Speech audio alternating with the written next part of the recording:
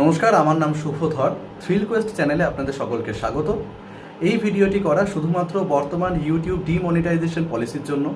আমাদের এই কন্টেন্ট কোনো রকম যান্ত্রিক বা এআই ব্যবহার করে করা হয় না। আমি শুভধর, শুরু করছি আজকের গল্প। নমস্কার শ্রোতা বন্ধুরা, স্বাগত জানাই আপনাদের থ্রিল কোয়েস্টের রহস্য ঘেরা এক অজানা যাত্রায়, যেখানে প্রতিটি গল্প এক একটি ধাঁধা, আর প্রতিটি ধাঁধার আড়ালে লুকিয়ে থাকে অচেনা কোনো সত্য। এখানে প্রশ্নই পথ দেখায়, আর উত্তর কখনোই সহজে ধরা দেয় না। তাহলে মনোযোগ দিয়ে শুনুন আর নিজেই খুঁজে নিন রহস্যের সূত্র। শুরু হচ্ছে আজকের গল্প। আষাঢ়ের অঝোর ধারায় কলকাতা শহরটা যেন মৌসিন রামে পরিণত হয়েছে। সকাল থেকেই মেঘের ডাক আর বৃষ্টির একঘেয়ে শব্দ ছাড়া আর কোনো বৈচিত্র্যই ছিল না প্রকৃতিতে। আমাদের হ্যারিসন রোডের বাড়ির বৈঠকখানায় বসে আমি এক মনে খবরের কাগজ পড়ছিলাম, আর অন্যদিকে ব্যোমকেশ জানলার ধারে দাঁড়িয়ে সিগারেট টানতে টানতে বাইরের জলমগ্ন রাস্তার দিকে তাকিয়ে কিছু একটা ভাবছে। সত্যান্বেষী মানুষ, মাথার মধ্যে কত রকমের যে চিন্তা তা কি আর আমার মতন সাধারণ মানুষ বুঝতে পারে? আমি কাগজ থেকে মুখ তুলে বললাম, যত সব, এই কোম্পানির বিজ্ঞাপনগুলো বাদ দিলে আজকাল কাগজে আর কোনো ভালো খবর থাকেই না ব্যোমকেশ। আর আছে রাজনীতির কচকচানি আর ছিঁচকে চোরেদের চুরির খবর। এগুলো পড়ে পড়ে খবরের কাগজের ওপর আমার তো একেবারে বিরক্তি এসে গিয়েছে।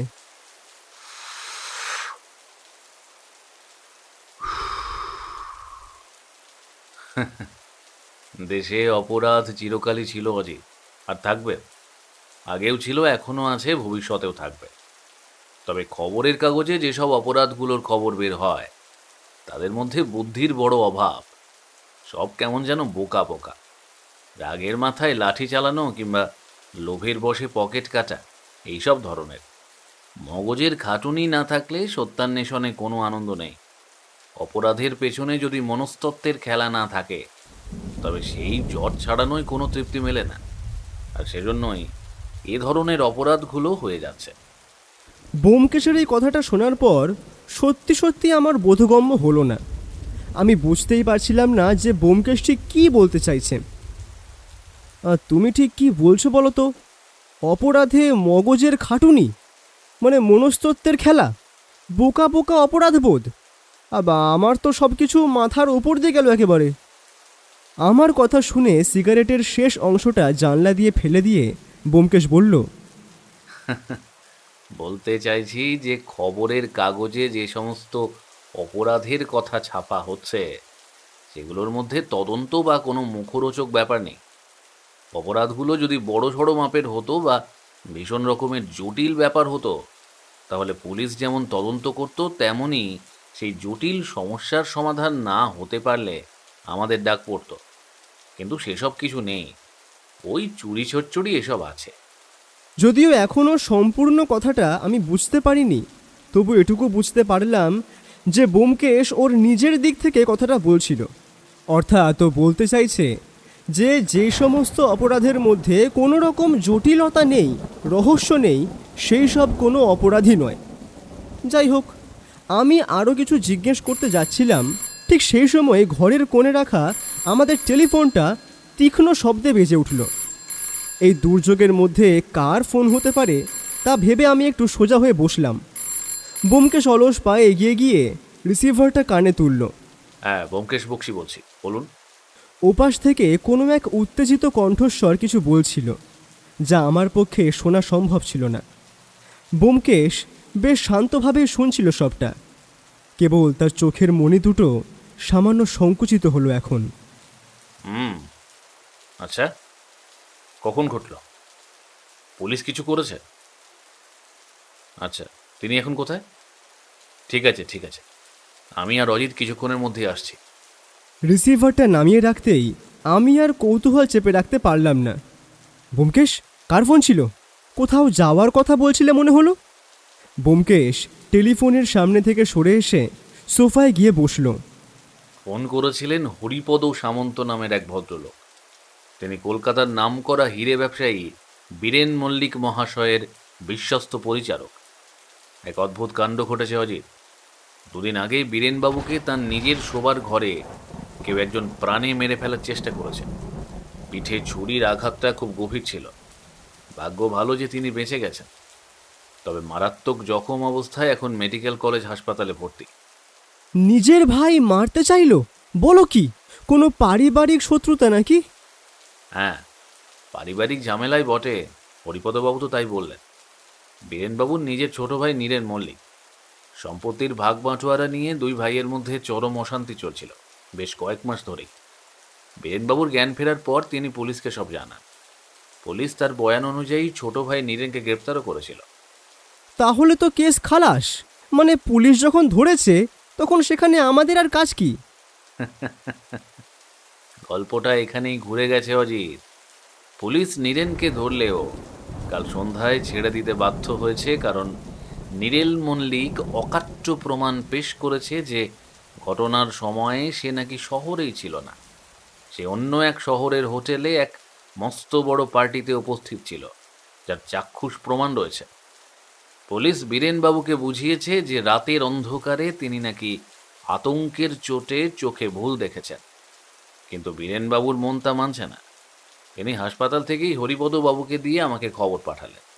তিনি চান এই সত্যান্বেষী ব্যোমকেশ বক্সী যেন একবার তার সাথে দেখা করে। হ্যাঁ, বাহ, একটা চমকপ্রদ ঘটনা বটে। তবে একই মানুষ একই সময়ে দুই জায়গায় থাকতে পারে না, আর এটাই হলো রহস্যের সূত্রপাত, তাই তো? আগে হ্যাঁ অজিতবাবু। হ্যাঁ, চলো তাহলে একেবারে হাসপাতালে গিয়েই দেখা যাক যে ভদ্রলোক কি বলেন। মেডিকেল কলেজ হসপিটালের 4 নম্বর কেবিনে যখন আমরা পৌঁছালাম তখন ঘড়িতে বেলা 11টা। ঘরের ভেতরটা বেশ পরিষ্কার, তবে ওষুধের কড়া গন্ধে ভরা। বিছানায় শুয়ে রয়েছেন বীরেন মল্লিক। প্রতাপশালী হীরে ব্যবসায়ীকে এই মুহূর্তে দেখে এখন চেনার কোনো উপায় নেই। ফ্যাকাশে মুখ, চোখে এক অদ্ভুত আতঙ্কের ছায়া। আমাদেরকে দেখে হরিপদ সামন্ত এগিয়ে এলো। ব্যোমকেশ বাবু, আপনারা এসেছেন? আসুন আসুন, এই কেদারাটাই বসুন, আমি এক্ষুনি বাবুকে ডেকে দিচ্ছি। না না, বেশি উত্তেজিত হওয়ার দরকার নেই হরিপদ। বীরেনবাবু কি এখনই ঘুমিয়েছেন? আগে হ্যাঁ ব্যোমকেশ বাবু, তবে তিনি আপনাদের জন্যই অপেক্ষা করছিলেন। বুঝতেই পারছেন, অসুস্থ শরীর, তাই বুঝি ঘুমিয়ে পড়েছে। আসলে সারাদিন এত লোকজন আসছেন যে সকলের সাথে কথা বলতে বলতেও তিনি ক্লান্ত। হরিপদ কথাটা বলার পর দেখলাম বীরেনবাবুকে হালকাভাবে হাত দিয়ে জাগানোর চেষ্টা করতে লাগলো সে। বাবু, এই ব্যোমকেশ বক্সী আর অজিত বাবু এসেছেন। হরিপদর কথাটা শোনা মাত্রই তিনি উঠে বসার চেষ্টা করতেই ব্যোমকেশ এগিয়ে গিয়ে তার কাঁধে হাত দিল। ব্যস্ত হবেন না বীরেনবাবু, আপনি শুয়েই থাকুন।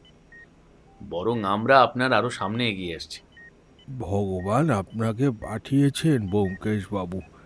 আপনারা যে একটা টেলিফোনেই চলে আসবেন ভাবতে পারিনি, বিশ্বাস করুন। জানেন ব্যোমকেশ বাবু, পুলিশ আমার কথা বিশ্বাস করছে না। তারা ভাবছে আমি জ্বরের ঘোরে বা অন্ধকারে ভুল দেখেছি। আমি হয়তো ভুলভাল কথা বলছি। বিশ্বাস করুন, আমি ভুল কথা বলছি না। বীরেনবাবুর কথাটা শুনে যা বুঝতে পারলাম, তিনি একেবারে মানসিক দিক থেকে ভেঙে পড়েছেন।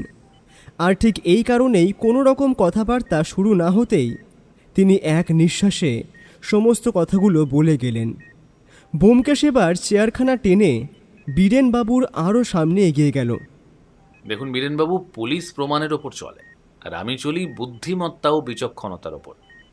আপনি প্রথম থেকে পরিষ্কার করে বলুন তো সেদিন ঠিক কি হয়েছিল। যদিও হরিপদ আমাকে বেশ খানিকটা বলেছে, কিন্তু তবুও আপনার মুখ থেকে আরো সঠিকভাবে জানতে পারবো।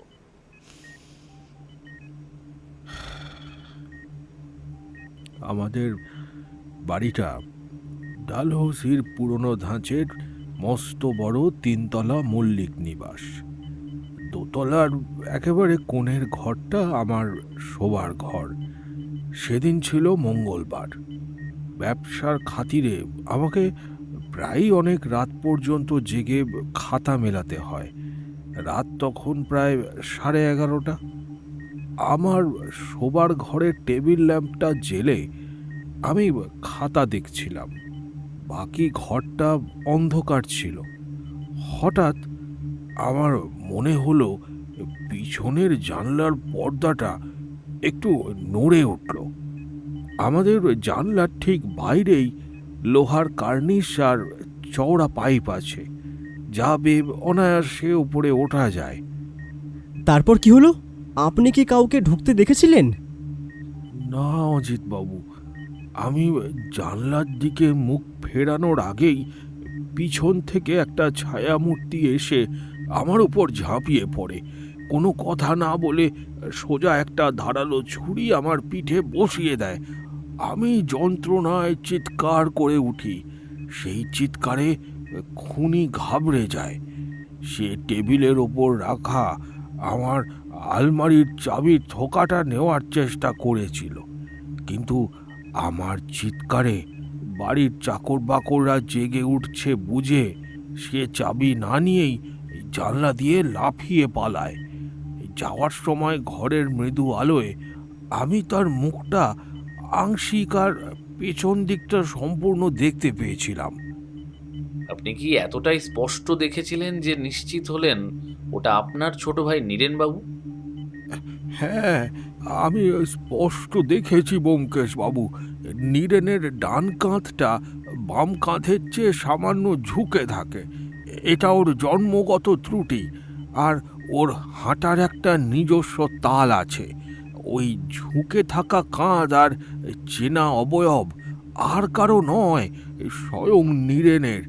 তাছাড়া সম্পত্তির জন্য ও আমাকে প্রতিনিয়ত হুমকি দিচ্ছিল। তাছাড়া আমার ক্ষতি করার লোক আর কে আছে? পুলিশ কতদূর তদন্ত করেছে জানেন কিছু? তারা কি আপনাকে কিছু জানিয়েছে? পুলিশ আমার বয়ান পেয়েই নীরেনকে ধরে থানায় নিয়ে যান, কিন্তু পরদিনই নীরেনের উকিল সেই শহরের হোটেলের ম্যানেজার এবং 4 জন বড় ব্যবসায়ীকে হাজির করেন। তারা হলফনামা দিয়ে বলেন যে ঘটনার দিন রাত 9টা থেকে 1টা পর্যন্ত নীরেন ওখানকার ভিআইপি লাউঞ্জে একটা বড় বিজনেস ডিনারে ছিলেন। হোটেলের খাতায় সই আছে, এমনকি হোটেলের বেয়ারারাও নাকি তাকে চেনে। পুলিশ সাহেব আমাকে এসে বললেন, মল্লিক মশাই, একই মানুষ একই সময়ে অন্য শহরের হোটেলে বসে মদ্যপান করবে আর ডালহৌসিতে এসে আপনাকে ছুরি মারবে, এ তো আর জাদু মন্ত্র নয়। আপনি অন্ধকারে ভুল দেখেছেন হয়তো। ব্যোমকেশবাবু, আইন নীরেনকে ছেড়ে দিয়েছে, কিন্তু আমার মন বলছে ওটা নীরেনই ছিল। ও যে কোনো অদ্ভুত উপায়ে এই কাজ করেছে। ব্যোমকেশ বীরেনবাবুর কথাগুলো শুনতে শুনতে চেয়ার ছেড়ে উঠে দাঁড়ালো। সেইটাই তো রহস্য ব্যোমকেশবাবু। পুলিশ তো কোনো কিছুই উদ্ধার করতে পারছে না। বীরেনবাবু কথাটা বলতেই জানলার সামনে থেকে সরে এলো ব্যোমকেশ। তারপর চেয়ারটায় আরেকটু আরাম করে বসে বীরেনবাবুর চোখের দিকে তাকালো। সবই বুঝলাম বীরেনবাবু, কিন্তু আপন ভাই হয়ে নীরেনবাবু আপনাকে হঠাৎ প্রাণে মারতে যাবেন কেন? শুধুই কি সম্পত্তির ভাগ বাটোয়ারা নাকি অন্য কিছু? আর কেবলই কি অনুমানের ওপর ভিত্তি করে আপনি ওনার নাম বলছেন, নাকি এর পেছনে গভীর কোনো কারণ বা পুরনো শত্রুতা আছে? আর নীরেনবাবু মানুষ হিসেবে কেমন? বীরেনবাবু একটা দীর্ঘশ্বাস ফেলে বালিশে মাথাটা আর একটু হেলিয়ে দিলেন। তাঁর ফ্যাকাশে মুখে এক তীব্র তিক্ততা ফুটে উঠল। ব্যোমকেশবাবু, বাইরে থেকে মল্লিক নিবাসকে যতটা ঝকঝকে দেখায়, ভেতরে ভেতরে ওটা ততটাই ক্ষয়ে গেছে। আর সেই ক্ষয়ের মূল কারণ হলো নীরেন। ও আমার সহোদর ভাই হলেও আমাদের দুজনের আকাশ পাতাল তফাত। আমি দিনরাত খেটে এই হীরের ব্যবসাকে দাঁড় করিয়েছি, আর নীরেন প্রথম থেকেই উচ্ছন্নে গেছে। উচ্ছন্ন মানে? কোনো বিশেষ কুঅভ্যাস আছে নাকি? কুঅভ্যাস বললেও কম বলা হয় ব্যোমকেশবাবু। রেসের মাঠ আর জুয়ার আড্ডায় ও মল্লিক ফার্মের লাখ লাখ টাকা উড়িয়েছে। থিয়েটার করার নাম করে থিয়েটার পাড়ার যত আজে বাজে লোক আর মদ্যপদের নিয়েও মেতে থাকে। প্রথম প্রথম ভাই বলে আমি অনেক দেনা চুকিয়েছি, কিন্তু মাসখানেক আগে যখন ও মল্লিক ফার্মের এক খরিদ্দারের লকার থেকে একটা মূল্যবান হিরে চুপি চুপি সরিয়ে বাজারে বিক্রি করে দিল, তখন আমার ধৈর্যের বাঁধ ভেঙে গেল। তারপর আপনি কি করলেন? আমি ওর সমস্ত হাত খরচ আর কোম্পানির ডিরেক্টরশিপের অ্যাকাউন্ট বন্ধ করে দিলাম। শুধু তাই নয়, আমাদের ডালহৌসির এই বিশাল 3 তলা বাড়ি আর যৌথ সম্পত্তির পুরোটা যাতে ও কোনোদিন ছুঁতে না পারে, সেজন্য আমি আমার উকিলকে ডেকে একটা নতুন উইল তৈরি করার কথা বলি।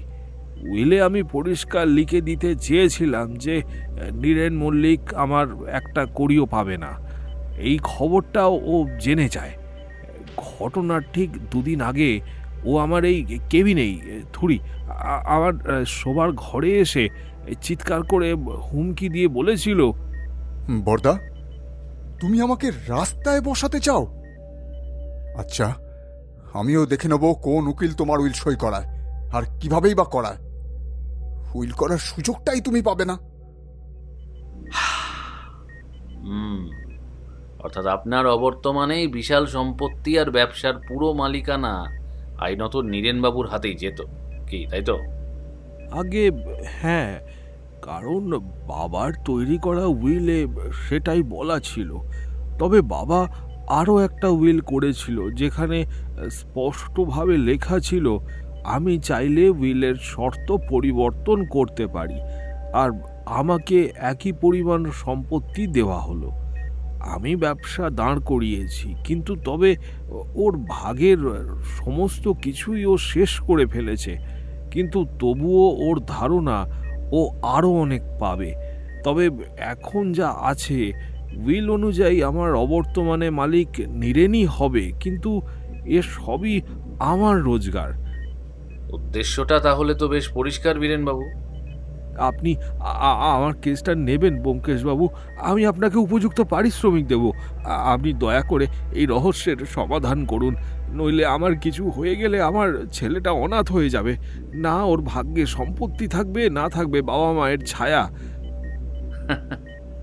টাকার চেয়ে রহস্যের জট ছাড়ানোতেই আমার আগ্রহ বেশি বীরেনবাবু। আমি আপনার কেসটা নিলাম, তবে আজ বিকেলেই আমি আর অজিত একবার আপনার ডালহৌসির বাড়িতে যাব। পুলিশ কেস ফাইল বন্ধ করে দিলেও সেটাকে আবার খুলতে হবে, কারণ সত্যান্বেষীর তদন্ত সবে শুরু হলো। আর হ্যাঁ, আমাদের সাথে হরিপদ, তুমিও যাবে। হাসপাতাল থেকে যখন আমরা বেরোলাম তখন বৃষ্টি কিছুটা কমে এসেছে। আমি ব্যোমকেশকে জিজ্ঞেস করলাম, কি বুঝলে ব্যোমকেশ, বীরেনবাবু কি সত্যিই আতঙ্কের চোটে ভুল দেখেছেন, নাকি নীরেনের কোনো যমজ ভাই আছে? যমজ ভাই থাকলে বীরেনবাবু নিজেই জানতেন অজিত। এখানে রহস্যটা অন্য জায়গায়। একই চেহারার দুটো মানুষ একই সময়ে 2 জায়গায় অভিনয় করছে। এর পেছনে গভীর কোনো মনস্তাত্ত্বিক খেলা বা চতুর কোনো চাল আছে। চলো আপাতত বাসায় ফিরে পুঁটিরামের হাতের গরম খিচুড়ি খাওয়া যায়, তারপর বিকেলে মল্লিক নিবাসে গিয়ে এই ঘটনা সূত্রপাতের তদন্ত করা যাবে। ব্যোমকেশের চোখের সেই চেনা দীপ্তি আমি দেখে বুঝতে পারলাম, এই আষাঢ়ের মেঘলা দিনে এক কুয়াশাময় রহস্যের জাল ছিন্ন করতে সত্যান্বেষী এখন নিজের মগজ খাটাতে শুরু করে দিয়েছে। বাড়ি ফিরে আরেকটু বিশ্রাম নেওয়ার পর ঠিক বিকেলে আবার তৈরি হয়ে নিই মল্লিক নিবাসে যাওয়ার উদ্দেশ্যে। আমরা একটা ট্যাক্সি ধরে সোজা ডালহৌসির মল্লিক নিবাসের সামনে এসে নামলাম। 3 তলা বিশাল সিংহদুয়ারালা বাড়ি, পুরনো আমলের স্থাপত্য। বাড়ির পরিচারক হরিপদকে দেখলাম আমাদের জন্য সদর দরজায় অপেক্ষা করছিল। সে আমাদেরকে নিয়ে গেল ভেতরে। বিশাল বৈঠকখানায় তখন এক থমথমে পরিবেশ। বাড়ির সকলে সেখানে উপস্থিত ছিলেন, কেবল বীরেনবাবু ছাড়া। হরিপদ আমাদের পরিচয় করিয়ে দিতেই সোফায় বসা একজন মাঝবয়সী ভদ্রমহিলা আঁচলে চোখ মুছলেন। ইনি বীরেনবাবুর বিধবা দিদি প্রমীলা দেবী। তাঁর পাশে বসেছিলেন বীরেনবাবুর একমাত্র সন্তান, নাম সুমিত। ওর বেশি বয়স না যদিও। ব্যোমকেশ সোফায় বসে প্রমীলা দেবীর দিকে তাকিয়ে বলল, আমরা বীরেনবাবুর কথা শুনেই এখানে এসেছি। পুলিশ হয়তো তদন্ত বন্ধ করে দিয়েছে, কিন্তু আমি কিছু জানতে চাই। আপনারা যদি সহযোগিতা করেন তাহলে তদন্ত করতে সুবিধে হয়। হ্যাঁ বলুন, আমি আপনাকে কিভাবে সাহায্য করতে পারি? বলছি, ঘটনার রাতে আপনি কোথায় ছিলেন? বাবা, আমি বুড়ো মানুষ, রাত 10টা বাজলে আমার চোখে ঘুম জড়ায়। সেদিনও খেয়ে দে দোতলার পুজোর ঘরের পাশের ঘরে শুয়ে পড়েছিলাম। মাঝরাতে হঠাৎ বীরেনের একটা চিৎকার শুনে আমি ধরফর করে উঠে বসি। ঘর থেকে বেরিয়ে দেখি ততক্ষণে সুমিত আর হরিপদ বীরেনের ঘরের দিকে ছুটছে। আপনি ঘর থেকে বেরোনোর পর করিডোরে বা সিঁড়িতে অচেনা বা চেনা কাউকে ছুটে পালিয়ে যেতে দেখেননি? না বাবা, আমি কাউকে দেখিনি। চারদিকটা কেমন যেন নিঝুম ছিল তখন। কেউ দরজা দিয়ে বেরিয়ে বারান্দা দিয়ে পালালে আমার নজরে ঠিক পড়তো। ব্যোমকেশ এবার সুমিতের দিকে ফিরল। সুমিতের চোখে একাধারে ভয় এবং ক্রোধ স্পষ্ট বোঝা যাচ্ছে। আমি তখন জেগে বই পড়ছিলাম ব্যোমকেশবাবু। বাবার চিৎকার শুনেই আমি প্রথম ছুটে যাই। দরজাটা খোলাই ছিল। ঘরে ঢুকে দেখি বাবা মেঝের উপর রক্তাক্ত অবস্থায় কাতরাচ্ছেন, আর টেবিলের উপর চাবির ঠোকাটা পড়ে আছে। জানলাটা হাট করে খোলা ছিল। ব্যোমকেশ খুঁটিয়ে খুঁটিয়ে লক্ষ্য করছিল সুমিতকে। আপনি যখন ঘরে ঢুকলেন তখন কি ঘরের জানলা দিয়ে কাউকে বাইরে লাফ দিতে বা পাইপ বেয়ে নামতে দেখেছিলেন? ঠিক নামতে দেখিনি, তবে জানলার বাইরে কার্নিশে একটা খসখসে আওয়াজ পেয়েছিলাম। আমি জানলা দিয়ে মুখ বাড়িয়ে নিচের অন্ধকারের দিকে তাকাই। বৃষ্টির শব্দে আর ঘুটঘুটে অন্ধকারে কিছু স্পষ্ট দেখা যায়নি, তবে মনে হলো একটা কালো মতন ছায়া বাগানের দিকে মিলিয়ে গেল। কাকা জুয়ার রেসের মাঠে মল্লিক ফার্মের প্রচুর টাকা উড়িয়েছেন। বাবা সেই কারণে কাকার সমস্ত হাত খরচ বন্ধ করে দিয়েছিলেন এবং উইলে কাকাকে সম্পত্তি থেকে বঞ্চিত করার কথা ভাবছিলেন। কাকা বাবাকে হুমকি দিয়ে বলেছিলেন, উইল করার সুযোগ তুমি পাবে না বর্দা। হরিপদ, আপনি তো নিচে থাকেন। চিৎকার শুনে ওপরে আসতে আপনার কতক্ষণ লেগেছিল? আগে বাবু, আমার আসতে মিনিট 2 লেগেছিল। আমি যখন ওপরে উঠেছিলাম তখন মেজো বাবুকে অর্থাৎ নীরেন বাবুকে কোথাও দেখিনি। চলো সুমিত, তোমার বাবার ঘরটা একবার দেখে আসি। আমরা দোতলার সেই কোণের ঘরে গেলাম। ঘরটি বেশ বড়। একপাশে ভারী মেহগনি কাঠের আলমারি, মাঝখানে খাট আর জানলার পাশে একটা বড় লেখার টেবিল। টেবিলের ওপর এখনও খাতাপত্র ছড়িয়ে ছিটিয়ে পড়ে রয়েছে। ব্যোমকেশ খুঁটিয়ে খুঁটিয়ে জানলাটা পরীক্ষা করল। জানলার ঠিক বাইরেই একটা মোটা জলের পাইপ নেমে গিয়েছে নিচে। জানলার ফ্রেমের দিকে তাকাতে তাকাতে ব্যোমকেশ হঠাৎ উপুড় হয়ে টেবিলের নিচের মেঝের কার্পেটটা দেখতে লাগলো। তার হাত দুটো মেঝের ওপর কিছু একটা খুঁজছিল। সে খুব সূক্ষ্ম একটা জিনিস বুড়ো আঙুল আর তর্জনী দিয়ে তুলে নিল, কিন্তু কি তুলল তা আমাকে বা সুমিতকে সে দেখালো না। সোজা নিজের কোটের পকেটে পুরে ফেলল সেটাকে।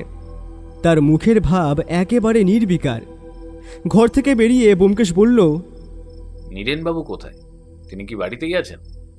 সুমিত ইশারায় 3 তলার একটা ঘরের দিকে দেখিয়ে বলল, ওনার ঘর 3 তলায়। পুলিশ ছেড়ে দেওয়ার পর থেকে উনি ওখানেই আছেন, কারো সাথে কথা বলছেন না। আচ্ছা, আপনার মা? ব্যোমকেশ কথাটা শেষ করতে না করতেই সুমিত বলল, মা আমি অনেক ছোট থাকতেই গত হয়েছেন। কথাটা শুনে আমাদের দুজনেরই বেশ খারাপ লাগলো। তবে এ নিয়ে আর কোনো কথা না বাড়িয়ে আমরা 3 তলায় নীরেন মল্লিকের ঘরের সামনে গেলাম। ঘরের দরজা খোলাই ছিল। ভেতরে একজন চওড়া কাঁধের মানুষ আরাম কেদারায় বসে উদাসীনভাবে সিগারেট টানছিলেন। আমাদের দেখে তিনি ঘুরে তাকালেন। তার ডান কাঁধটা সত্যিই বাঁ কাঁধের থেকে সামান্য ঝুঁকে রয়েছে। নমস্কার নীরেনবাবু, আমি সত্যান্বেষী ব্যোমকেশ বক্সী। নীরেনবাবু সিগারেটের ছাইটা ছাইদানিতে ঝেড়ে একটা বাঁকা হাসি হাসলেন। আসুন আসুন ব্যোমকেশবাবু, শেষ পর্যন্ত দাদা তাহলে আপনাদের শরণাপন্ন হলেন, হ্যাঁ? পুলিশ তো বিদায় হয়েছেন, এবার আপনি এসেছেন সত্যান্বেষণ করতে। আমার বর্দা হাসপাতাল থেকে নিশ্চয়ই আপনাদের পাঠিয়েছেন, তাই তো? আসলে তিনি এখনো ভাবছেন আমি তাকে ছুরি মেরেছি। ব্যোমকেশ তার ঘরের ভেতরটা খুব ভালো করে দেখছিল। ঘরের এক কোণে একটা বড় ড্রেসিং টেবিল আর বুকশেলফে কিছু নাটকের বই ছড়ানো। আমি শুধু সত্যটা জানতে চাই নীরেনবাবু, আর আপনার দাদার সন্দেহটা সত্য না মিথ্যা সেটাই শুধু যাচাই করা। হ্যাঁ, সে তো বুঝতেই পেরেছি। আর এটাও বুঝতে পারলাম আমার দাদার আমার প্রতি আর কোনো বিশ্বাসই নেই, নইলে বাইরের মানুষকে এভাবে তিনি ডাকতেন না। দেখুন, নিজেদের ভাইদের মধ্যে যখন বিশ্বাস করা জায়গাটা নষ্ট হয়ে যায়, তার জন্য কিন্তু সমস্যাটা সে দুজনের মধ্যেই হয়। হয়তো আপনি পূর্বে এমন কিছু করেছিলেন যার জন্য আপনার দাদা আপনাকে বিশ্বাস করতে পারছেন না। যাই হোক, আমি আমার কাজ করতে এসেছি, শুধু কয়েকটা প্রশ্ন করব, আশা করি তার সঠিক উত্তর দেবেন। ব্যোমকেশ স্পষ্টভাবে কথাটা বলেই নীরেনবাবুর সামনে গিয়ে দাঁড়ালো। ব্যোমকেশের এইরকম স্পষ্ট কথা শুনে কিছুটা দমে গেলেন তিনি। হ্যাঁ বলুন, কি জানতে চান আপনি? আপনি কি মঙ্গলবার রাতে এই বাড়িতে ছিলেন?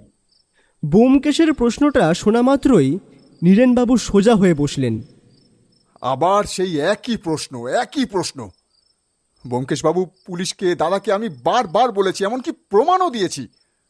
ঘটনার রাতে আমি এখান থেকে 150 মাইল দূরে আসানসোলে ছিলাম, একটা গ্র্যান্ড হোটেলে ছিলাম। সেখানে মল্লিক ফার্মের নতুন কলিয়ারি প্রজেক্টের 4 জন বড় অংশীদারও ছিলেন। হোটেলের ম্যানেজার নিজে আমার সাথে কথা বলেছেন। রাত 1টা পর্যন্ত আমি ওখানেই ছিলাম। আচ্ছা, রাতারাতি আমি ডানা মেলে উড়ে এসে বর্দাকে ছুরি মেরে আবার আসানসোলে ফিরে গেলাম, এটা কি সম্ভব হতে পারে? বলুন তো, আপনি বলুন। ব্যোমকেশ নীরেনবাবুর টেবিলের ওপর রাখা সিগারেটের প্যাকেটটার দিকে তাকালো। ব্র্যান্ডটা খুব সাধারণ। আপনি কি সবসময় এই ব্র্যান্ডের সিগারেটই খান নীরেনবাবু? হ্যাঁ, এটাই আমার পছন্দ। আচ্ছা, আমার সিগারেটের সাথে বর্দার খুনের চেষ্টার কোনো সম্পর্ক আছে কিনা তারই যোগসূত্র খুঁজছেন নাকি আপনি? আমার সব প্রশ্নই কি যোগসূত্র খোঁজার চেষ্টা করে বলে মনে হয় আপনার? তা না মনে হওয়ার কারণ কি বলতে পারেন? আপনি সত্যান্বেষী ব্যোমকেশ বক্সী। প্রত্যেকটা প্রশ্নই আপনার সন্দেহজনক, সাধারণ বলে তো কিছুই নেই। ব্যোমকেশ নীরেনবাবুর কথাটা শুনে উত্তর না দিয়ে প্রথমটায় হাসল শুধু। সে ঘরটা আরও একবার ভালো করে দেখে নিয়ে তারপর বলল, ধন্যবাদ নীরেনবাবু, আপনি যে সময়টা দিলেন তার জন্য ধন্যবাদ। তবে আপনার ঘরটা কিন্তু বেশ সুন্দর, দেখেই মনে হচ্ছে বেশ শৌখিন আপনি। এরপর আর বেশি কথা না বাড়িয়ে আমরা সেই ঘর থেকে বেরিয়ে এলাম। তারপর বৈঠক ঘরে দাঁড়িয়ে ব্যোমকেশ সুমিতকে বলল, সুমিত, তোমরা একটু বসো, আমি আর অজিত এই বিশাল বাড়ির পেছন দিকটা একবার ঘুরে দেখতে চাই। আপনারা পেছন দিকটায় যাবেন, সেখানে কিন্তু ভীষণ জঙ্গল। তাছাড়া আপনারা রাস্তা খুঁজে পাবেন না। চলুন, আমি আপনাদের নিয়ে যাই। না সুমিত, তুমি শুধু আমাদের বাগানে যাওয়ার রাস্তাটা দেখিয়ে দাও। কিছু কিছু জিনিস তদন্তের স্বার্থে আমি নিতান্তই ব্যক্তিগতভাবে রাখি। ঠিক আছে ব্যোমকেশবাবু, আপনি যেমনটা বলবেন। চলুন, আমি শুধু আপনাদের বাগানের দিকে যাওয়ার রাস্তাটা দেখিয়ে দিচ্ছি। সুমিত কথাটা বলেই আমাদের বাগানে যাওয়ার রাস্তাটা দেখিয়ে দিয়ে সে আবার ঘরে ফিরে গেল। আমরা মল্লিক নিবাসের পেছনের বাগানে এলাম। চারদিকে বড় বড় গাছ বৃষ্টির জলে কাদা হয়ে আছে। ব্যোমকেশ সোজা গিয়ে দাঁড়ালো বীরেনবাবুর ঘরের সেই পাইপটার নিচে। পাইপের চারপাশের নরম মাটিতে পুলিশের জুতোর অনেক দাগ ছিল, কিন্তু ব্যোমকেশ জুতোর দাগগুলো ছেড়ে পাইপের গায়ের লোহার ক্ল্যাম্পগুলো দেখতে লাগলো। একটি নির্দিষ্ট উচ্চতায় পাইপের গায়ে একটা ছোট সুতোর মতো টুকরো বা কোনো কাপড়ের কণা আটকে ছিল। ব্যোমকেশ সেটা আঙুল দিয়ে ছুঁয়ে দেখল, কিন্তু নিল না। সে সোজা বাগানের পেছনের পাঁচিলটার দিকে এগিয়ে গেল। এবার পাঁচিলের ওপরে কিছু ভাঙা কাঁচ বসানো ছিল চোর আটকানোর জন্য। ব্যোমকেশ লক্ষ্য করল পাঁচিলের গায়ের শ্যাওলা কিছুটা চটে গিয়েছে। ব্যোমকেশ কিছু বলবার আগেই আমি বললাম, ব্যোমকেশ, খুনি তাহলে এই পাঁচিল টপকেই পালিয়েছিল? এছাড়া তো আর পালাবার কোনো রাস্তা নেই অজিত। অজিত, আমাদের এবার লোকাল থানায় যেতে হবে। বড়বাবুর সাথে একটু আলাপ করা দরকার। সে থানায় যাব, কিন্তু এখানকার সমস্ত কাজ তোমার শেষ। কেন, তুমি আর কতক্ষণ এখানে থাকতে চাইছো? না, মানে বলছিলাম যে এত তাড়াতাড়ি আমাদের এই বাড়ির সব কাজ শেষ হয়ে গেল, সেটাই আর কি। যতটুকু দরকার যা জানার সবটা তো জেনে গেলামই। আমি শুধু এইবারের প্রত্যেকটা মানুষের অভিব্যক্তি এবং আচরণ পর্যবেক্ষণ করতে এসেছিলাম। এছাড়া যেখানে বীরেনবাবুর উপর হামলা হয়েছিল সেই জায়গাটাও একবার নিজের চোখে দেখতে চেয়েছিলাম। সেগুলো তো হয়েই গেছে। ব্যোমকেশ কথাটা বলার পর আমিও আর কোনো কিছু জিজ্ঞেস করলাম না, কারণ সম্পূর্ণ তদন্তটাই ব্যোমকেশ নিজে করে।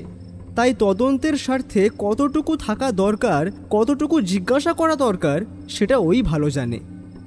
যখন আমরা থানায় পৌঁছালাম তখন বড়বাবু টেবিলের ওপর ফাইলের স্তূপ নিয়ে বসে চা খাচ্ছিলেন। একজন কনস্টেবলকে দিয়ে আমাদের নাম পরিচয় ভেতরে বলা মাত্রই আমাদেরকে বেশ খাতির করে বসালেন ভেতরে। আরে আসুন আসুন ব্যোমকেশবাবু, কি যে সৌভাগ্য আমার! আচমকা আপনার এমন দর্শন পাবো আমি কিন্তু ভাবতেই পারিনি। নমস্কার। আপনি এমনভাবে বলবেন না। এই যে এখানে বসুন। হঠাৎ আমার থানাতে আচমকা আপনার এমন আগমন, নিশ্চয়ই কোনো সন্দেহজনক কিছু রয়েছে। নইলে সত্যান্বেষী ব্যোমকেশ বক্সী এইভাবে থানায় আসার মানুষ তো নয়। আচ্ছা বলুন, এই আপনার জন্য কি করতে পারি? থানার বড়বাবুর এমন উত্তেজিত আচরণে বিন্দুমাত্র অবাক হলাম না, কারণ আমি ভালো করেই জানি যে পুলিশ দপ্তরে ব্যোমকেশ বক্সী নামটার যথেষ্ট ভালো সুনাম রয়েছে। আমি বীরেন মল্লিকের কেসটা নিয়ে কথা বলতে চাই। বীরেন মল্লিক? ও আচ্ছা, ওই মল্লিক নিবাসের কেসটার জন্য এসেছেন তো? কিন্তু ওই কেসে তো আর কোনো দম নেই ব্যোমকেশবাবু। বীরেনবাবু বয়স্ক মানুষ, অন্ধকারে কি দেখতে কি দেখেছেন, নিজের ভাইকে দেখে ভুল করেছেন। তবে আমরা আসল অপরাধীকে খোঁজার চেষ্টা করছি। আচ্ছা, আপনি নীরেনবাবুর অ্যালিবাইটা কিভাবে মেলালেন? না মানে নীরেনবাবু যে নির্দোষ সেটা কি করে বুঝলেন? একটু বিস্তারিত বলবেন? এই দেখুন, একেবারে নিখুঁত অ্যালিবাই যাকে বলে। আমরা আসানসোলের ওই হোটেলের ম্যানেজারকে ট্রাঙ্ক কল করেছিলাম। ম্যানেজার নিজে জানিয়েছেন মঙ্গলবার রাত 9:30টায় নীরেনবাবু হোটেলে ঢোকেন। তারপর ডাইনিং হলের এক কোণের টেবিলে বসে 4 জন কয়লা ব্যবসায়ীর সাথে রাত প্রায় 12:30 পর্যন্ত মিটিং করেন, তারপরে ডিনার করেন। বেয়ারারা তাকে চেনে, কারণ তিনি নাকি মাঝে মধ্যেই ওখানে যান। উপরন্তু রাত 1টার সময় তিনি যখন নিজের রুমে যান তখন হোটেলের খাতায় তার সই রয়েছে। আমাদের একজন অফিসার আসানসোলে গিয়ে সেই সই মিলিয়েও এসেছে, হুবহু নীরেনবাবুর সই। হোটেলের ম্যানেজার বা ব্যবসায়ীরা কি নীরেনবাবুকে আগে থেকেই খুব ভালো করে চিনতেন? ব্যবসায়ীরা চিনতেন, তবে ম্যানেজারবাবু নতুন জয়েন করেছেন। তিনি নীরেনবাবুকে এই মল্লিক ফার্মের ডিরেক্টর হিসাবেই চেনেন। আর ওই 4 ব্যবসায়ী এক বাক্যে হলফনামা দিয়েছেন যে নীরেনবাবু পুরো সময়টা তাঁদের সামনেই ছিলেন। এবার আপনিই বলুন ব্যোমকেশবাবু, একই মানুষ একই সময়ে আসানসোলের হোটেলে বসে 4 জনের সাথে ডিনার করবে, আবার কলকাতায় এসে দাদাকে ছুরি মারবে, এ তো আর ভূত প্রেতের গল্প নয়। বড়বাবুর কথাটা শোনা মাত্রই ব্যোমকেশ কিছুক্ষণ চুপ করে রইল। বড়বাবু, নীরেনবাবু সেই রাতে কেমন পোশাক পরেছিলেন হোটেল থেকে সে বিষয়ে কিছু জানা গেছে? বড়বাবু একটা দীর্ঘশ্বাস ফেলে ফাইলটা উল্টালেন। হ্যাঁ, লেখা আছে একটা কালচে রঙের বন্ধ গলা কোট আর ধুতি। আর তিনি নাকি পুরো সময়টা খুব কম কথা বলছিলেন, কেবল অনবরত চুরুট খাচ্ছিলেন। ব্যবসায়ীরা বলেছেন চুরুটে ধোয়ায় নাকি টেবিলের চারপাশটা অন্ধকার হয়ে যাচ্ছিল। আর ঠিক এই কারণেই ওই 4 ব্যবসায়ী বারবার নীরেনবাবুকে অনুরোধ করেছিলেন চুরুট খাওয়া বন্ধ করতে, কিন্তু তিনি নাকি শোনেননি। তবে ব্যোমকেশবাবু, এই পোশাক আর চুরুট দিয়ে কি হবে বলুন তো? মানুষটা যে ওখানে সশরীরে হাজির ছিলেন, আরে সেটাই তো আসল প্রমাণ। হ্যাঁ, সেটা আসল প্রমাণ ঠিক আছে, কিন্তু আমাদের তো এটাও প্রমাণ করতে হবে যে বীরেনবাবুর উপরে তাহলে যিনি হামলা চালালেন তিনি আসলে কে। কারণ বীরেনবাবু বারবার বলছেন তিনি তার ভাই নীরেনকেই দেখেছিলেন সেই রাতে। সেটা নিয়ে কি আপনারা কোনো তদন্ত শুরু করেছেন? তদন্ত এখনো চলছে ব্যোমকেশবাবু। আমরা তো বীরেনবাবুকে বলেছি কোনো রকম কোনো প্রমাণ বা সূত্র অপরাধী রেখে যায়নি। আর তাছাড়া নীরেনবাবু এই শহরে তখন ছিলেন না, তাকেই বা থানায় কি করে আটকে রাখি বলুন তো? আমি জিজ্ঞাসা করেছিলাম ওনার কোনো ব্যক্তিগত শত্রু আছে কিনা, তিনি তো পরিষ্কার না বলে দিলেন। সেই জায়গায় দাঁড়িয়ে কি করব বলুন? যে মানুষটা নিজের ভাইকেই বিশ্বাস করতে পারছে না, সে কি আর আমাদের তদন্তের উপর বিশ্বাস রাখবে? দেখুন বড়বাবু, এখানে বিশ্বাস অবিশ্বাসের কোনো প্রশ্নই নেই। সপ্তাহের প্রমাণ কথা বলবে। বীরেনবাবু একজন সুস্থ স্বাভাবিক মানুষ। তিনি যখন বলছেন নিজের চোখে তার ভাইকে দেখেছেন, সেই ঘরে তাহলে তো কিছু রহস্য আছে। ব্যোমকেশ উঠে দাঁড়ালো। অনেক ধন্যবাদ আপনাকে বড়বাবু। আপনি যেটুকু তথ্য দিলেন তাতে আমার কাজটা অনেক সহজ হয়ে গেছে। চুরুটের ধোঁয়া অনেক সময়ই চোখের সামনে এক ধোঁয়াশা তৈরি করে, তবে এই সত্যান্বেষীর চোখ সেই ধোঁয়াশা ভেদ করতে পারে। থানা থেকে যখন আমরা বেরোলাম তখন বিকেল গড়িয়ে সন্ধে নামছে। ব্যোমকেশ, তুমি মল্লিক নিবাসে কি কুড়িয়ে পেলে বললে না তো? আর নীরেনের ঘরেই বা কি দেখলে? কারণ আমি তোমার চোখ মুখের অভিব্যক্তি দেখেছি, তোমার মনের ভেতরে কিছু একটা তো চলছে। আমার কথাটা শুনে ব্যোমকেশ হালকা হাসল, তারপর ট্যাক্সির জন্য হাত বাড়াতে বাড়াতে বলল, অজিত, কায়ার ছায়ার খেলাটা এবার জমে উঠেছে। বীরেনবাবুর ঘরের কার্পেটে আমি যা পেয়েছি, আর বড়বাবু আসানসোলের হোটেলের যে বিবরণ দিলেন, এই দুটোর মধ্যে এক মারাত্মক যোগসূত্র আছে।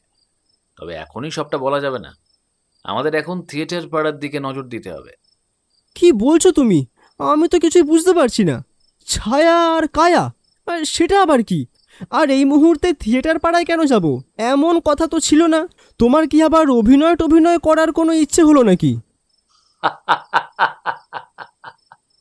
হ্যাঁ, ধরে নাও তাই। অভিনয় জিনিসটা তো আর মন্দ নয়, রাতারাতি বিখ্যাত হওয়া যায়। আমি ওর কথা শুনে ফ্যাল ফ্যাল করে ওর দিকে তাকিয়ে রইলাম। সত্যি কথা বলতে আমার মাথায় কিছু ঢুকছিল না যে আচমকা আমরা থিয়েটার পাড়ায় কেন যাচ্ছি। ট্যাক্সিতে উঠে ব্যোমকেশ চোখ বন্ধ করলো। আমি বুঝলাম যে অপরাধী মুখোশ খোলার জন্য সত্যান্বেষীর হয়তো সমস্ত পরিকল্পনা এবার সাজানো হয়ে গিয়েছে। কারণ এই রকমভাবে ব্যোমকেশকে চুপচাপ চোখ বন্ধ করে নিশ্চুপ হয়ে বসে থাকতে দেখা মানেই কিছু একটা চলছে ওর মনে। পরের দিন সকালের আকাশটা আরও কিছুটা পরিষ্কার হয়েছিল, যদিও বর্ষার স্যাঁতস্যাঁতে ভাবটা বাতাসে রয়েই গিয়েছিল। হ্যারিসন রোডের আমাদের বৈঠকখানায় বসে আমি সকালের চায়ের কাপে চুমুক দিচ্ছিলাম। ব্যোমকেশ টেবিলের ওপাশে বসে নিজের মনেই সিগারেট টানছিল।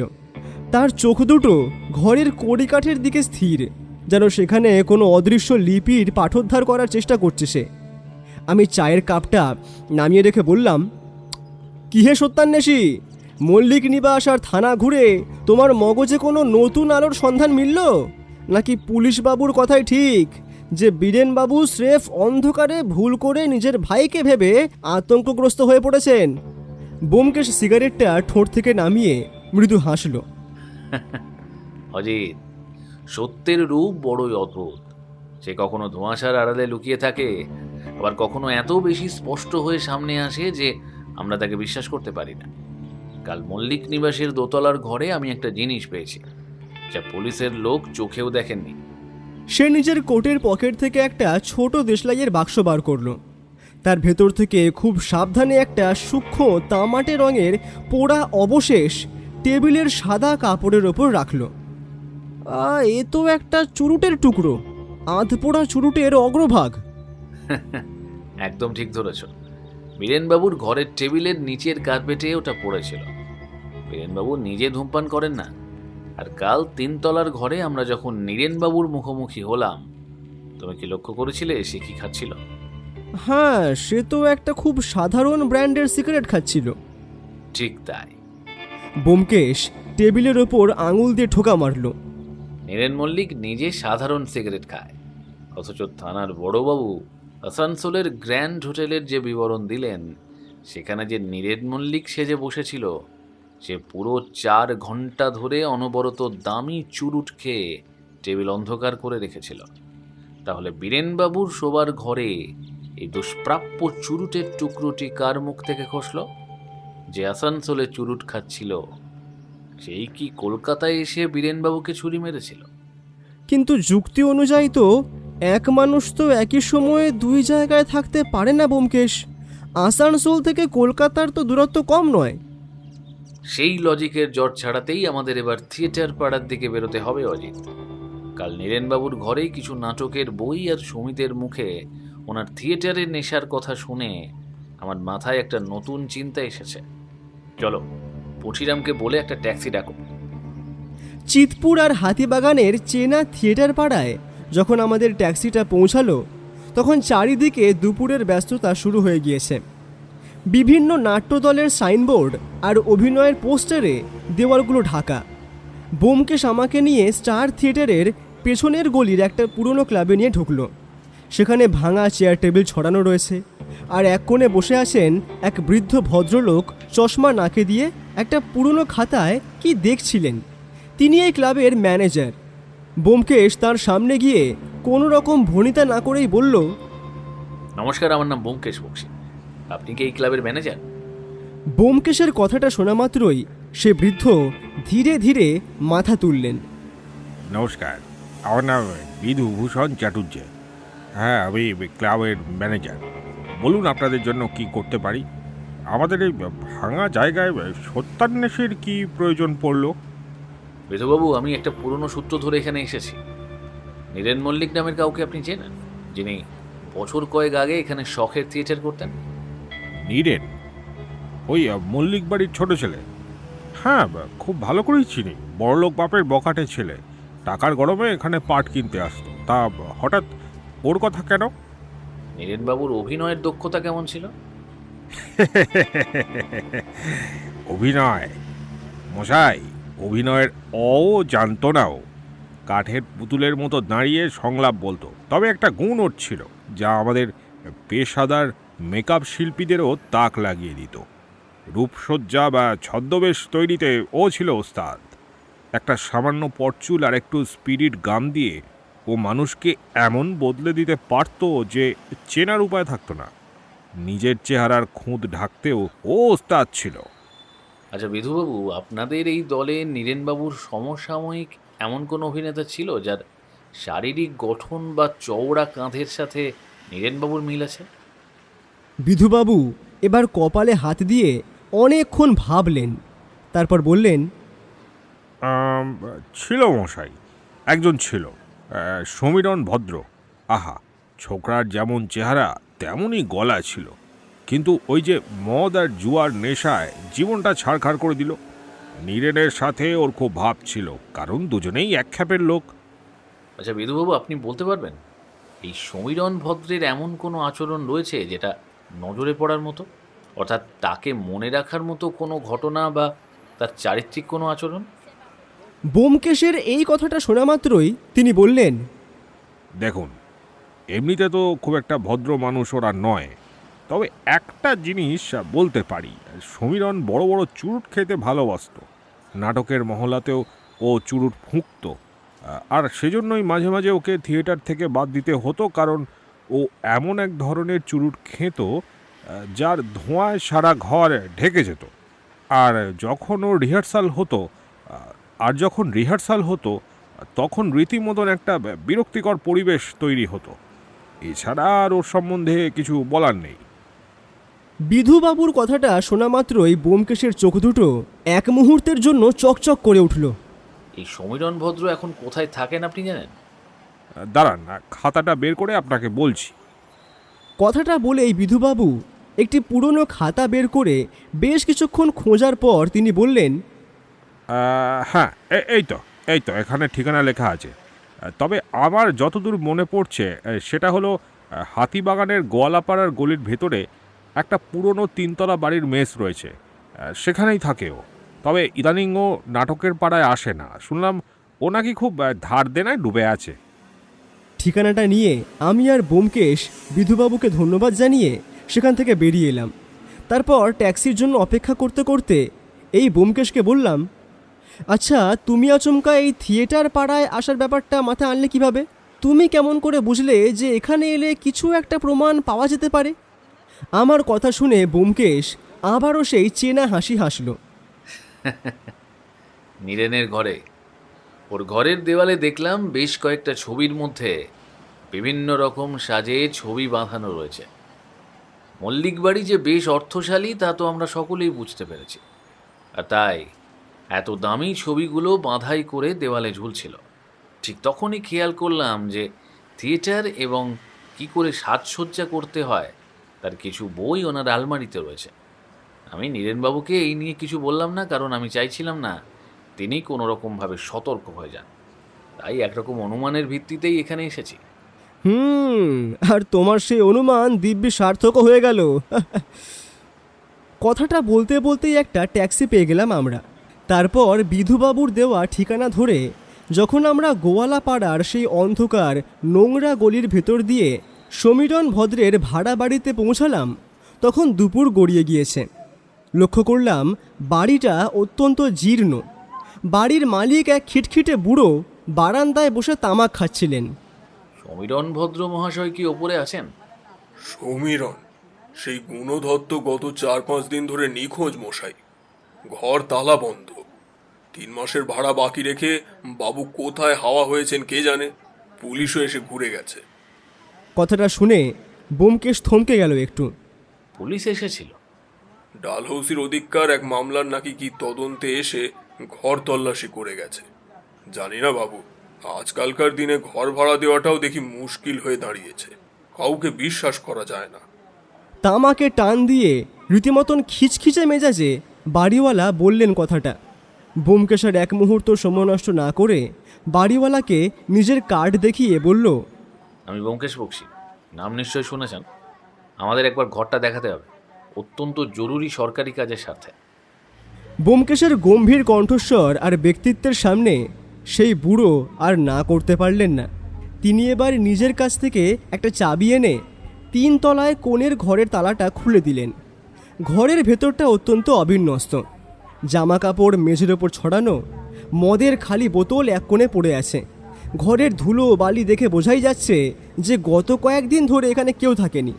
আমি ঘরের চারপাশটা দেখতে লাগলাম। ব্যোমকেশ, রহস্য তো একেবারেই পরিষ্কার হয়ে গেল হে। এই সমীরণ ভদ্রই তাহলে নীরেন মল্লিকের টাকা খেয়ে আসানসোলের গ্র্যান্ড হোটেলে নীরেন সেজে বসেছিল, আর সেই সুযোগেই আসল নীরেন মল্লিক কলকাতায় এসে বীরেনবাবুকে ছুরি মেরেছে। সমীরণ চুরুট খেত, তাই সে আসানসোলে চুরুট খেয়েছিল, আর সেটার তো প্রমাণ রয়েছে।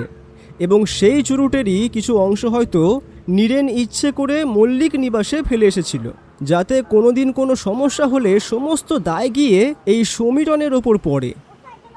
ব্যোমকেশ আমার কথার কোনো উত্তর দিল না। সে ঘরের টেবিলের ড্রয়ারগুলো একটা একটা করে টানছিল। হঠাৎ একটা ড্রয়ার থেকে সে একটা ছোট্ট কাগজের টুকরো বের করলো। ওটা আসানসোলের গ্র্যান্ড হোটেলের একটা ক্যাশ মেমো, ডেটটা গত মঙ্গলবারের। আর তার নিচেই পড়ে রয়েছে একটা ফাঁকা দামি ব্র্যান্ডের চুরুটের বাক্স, যার সঙ্গে মল্লিক নিবাসে পাওয়া সেই টুকরোটির হুবহু মিল। আহা, দেখলে তো, সব প্রমাণপত্র এখানেই ছড়ানো রয়েছে। তার মানে সমীরণই আসলে আসানসোলে ছিল। ব্যোমকেশ ঘরের এক কোণে থাকা একটা ধুলোমাখা বড় আয়নার সামনে গিয়ে দাঁড়ালো। আয়নার সামনে কিছু থিয়েটারের উইগ, মেকআপের রং আর স্পিরিট গামের বোতল পড়েছিল। খেয়াল করলাম সবই। ব্যোমকেশ টেবিল থেকে একটা কৃত্রিম কাঁটা গোঁফ হাতে তুলেই তার মুখমণ্ডল এক অদ্ভুত গম্ভীর ভাব ধারণ করল। সে আয়নার সামনে দাঁড়িয়ে বেশ কিছুক্ষণ নিজের প্রতিবিম্ব দেখল। অজিত, তুমি যেভাবে ভাবছো পুলিশও ঠিক সেইভাবেই ভেবে এই ঘর থেকে ফিরে গেছে, কিন্তু সত্য এত সস্তা নয়। যদি সমীরণ আসানসোলের হোটেলে ছদ্মবেশে থাকতো, তবে চীনা কয়লা ব্যবসায়ীদের সামনে সে 4 ঘন্টা ধরে বসে ডিনার করার সাহস পেত না। সামান্য একটু কথাবার্তার হেরফেরে সে ধরা পড়ে যেত। কোনো অভিনেতাই এত বড় ঝুঁকি নেবে না। তাহলে এই হোটেলের বিল আর চুরুটের বাক্স এখানে কেন? আর বীরেনবাবুর ঘরের সেই চুরুটের টুকরোই বা কিসের সংকেত? ব্যোমকেশ সেই কৃত্রিম গোঁফটা টেবিলের ওপর রেখে আমার দিকে ঘুরল এবার। তার চোখে তখন এক গভীর দুর্ভেদ্য রহস্যের ছায়া। এই চুরুটের বাক্স আর হোটেলের বিল এখানে সমীরণ রাখেনি অজিত। এটা অন্য কেউ এখানে এনে ফেলে গেছে, যাতে আমাদের চোখ আসল সত্য থেকে দূরে সরে যায়। কায়াকে আড়াল করতে ছায়াকে যেভাবে ব্যবহার করা হচ্ছে তার পেছনে এক মারাত্মক মস্তিষ্ক কাজ করছে। আবার সেই ব্যোমকেশের এক কথা, কায়া আর ছায়া। কথাটা বলেই জানলার বাইরে তাকালো, যেখানে আবার নতুন করে মেঘ জমতে শুরু করেছে। সমীরণ ভদ্র আসানসোলে ছিল না অজিত, কিন্তু সে এখন কোথায়? সে কি আদৌ বেঁচে আছে, নাকি এই ছায়ার খেলার নেপথ্যে তাকে চিরতরে অন্ধকার করে দেওয়া হয়েছে? ব্যোমকেশের এই প্রশ্নে আমার বুকের ভেতরটা কেঁপে উঠল এবার। মল্লিক নিবাসের এই পারিবারিক আক্রোশ যে কতটা গভীর এবং কুয়াশাচ্ছন্ন তা বুঝতে পেরে আমার শিরদাঁড়া দিয়ে একটা ঠান্ডা স্রোত বয়ে গেল। রহস্যের জট ছাড়াতে গিয়ে সত্যান্বেষী এক এমন গোলকধাঁধায় প্রবেশ করল যার শেষ সীমানা এখনো অনেক দূরে। সমীরণ ভদ্রের ভাড়া বাড়ি থেকে ফিরে আসার 24 ঘন্টাও কাটেনি।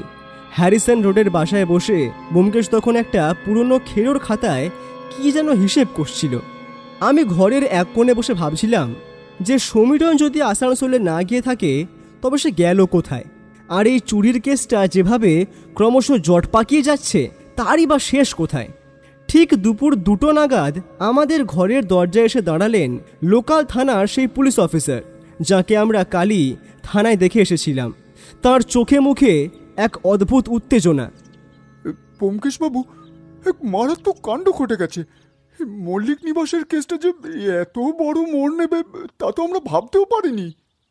ব্যোমকেশ খাতার থেকে মুখ তুলে শান্ত চোখে তাকালো। কি ব্যাপার, হঠাৎ পুলিশ আমার বাড়িতে? সমীরণ ভদ্রের কোনো সন্ধান পেলেন নাকি? সন্ধান পেয়েছি ব্যোমকেশবাবু, তবে জ্যান্ত নয়। পুলিশ অফিসার একটা চেয়ার টেনে বসে রুমাল দিয়ে কপালের ঘাম মুছলেন।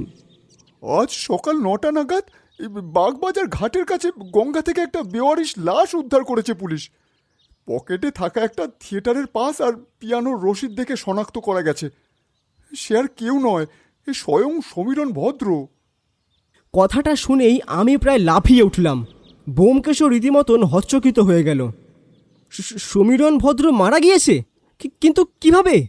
আগে খুনি বটে অজিতবাবু, এই পিঠে হুবহু এক কায়দায় ধারালো ছুরি মারা হয়েছে। যেমনটা বীরন মল্লিককে মারা হয়েছিল এই ঠিক তেমন। অতিরিক্ত রক্তক্ষরণ আর জলে ডোবার কারণেই মৃত্যু। আমরা ময়না তদন্তের জন্য পাঠিয়েছিলাম, রিপোর্ট এখনো হাতে না এলেও ডাক্তার যা বললেন সেটাই আপনাকে জানালাম। ব্যোমকেশ কথাটা শোনা মাত্রই বেশ গম্ভীর হয়ে গেল, তার চোখ দুটো সরু হয়ে এলো। আচ্ছা ডাক্তার, এই সমীরণের মৃত্যুর সময়টা কখন বলছে? আগে সেটাই তো সবচেয়ে বড় গোলমাল ব্যোমকেশবাবু।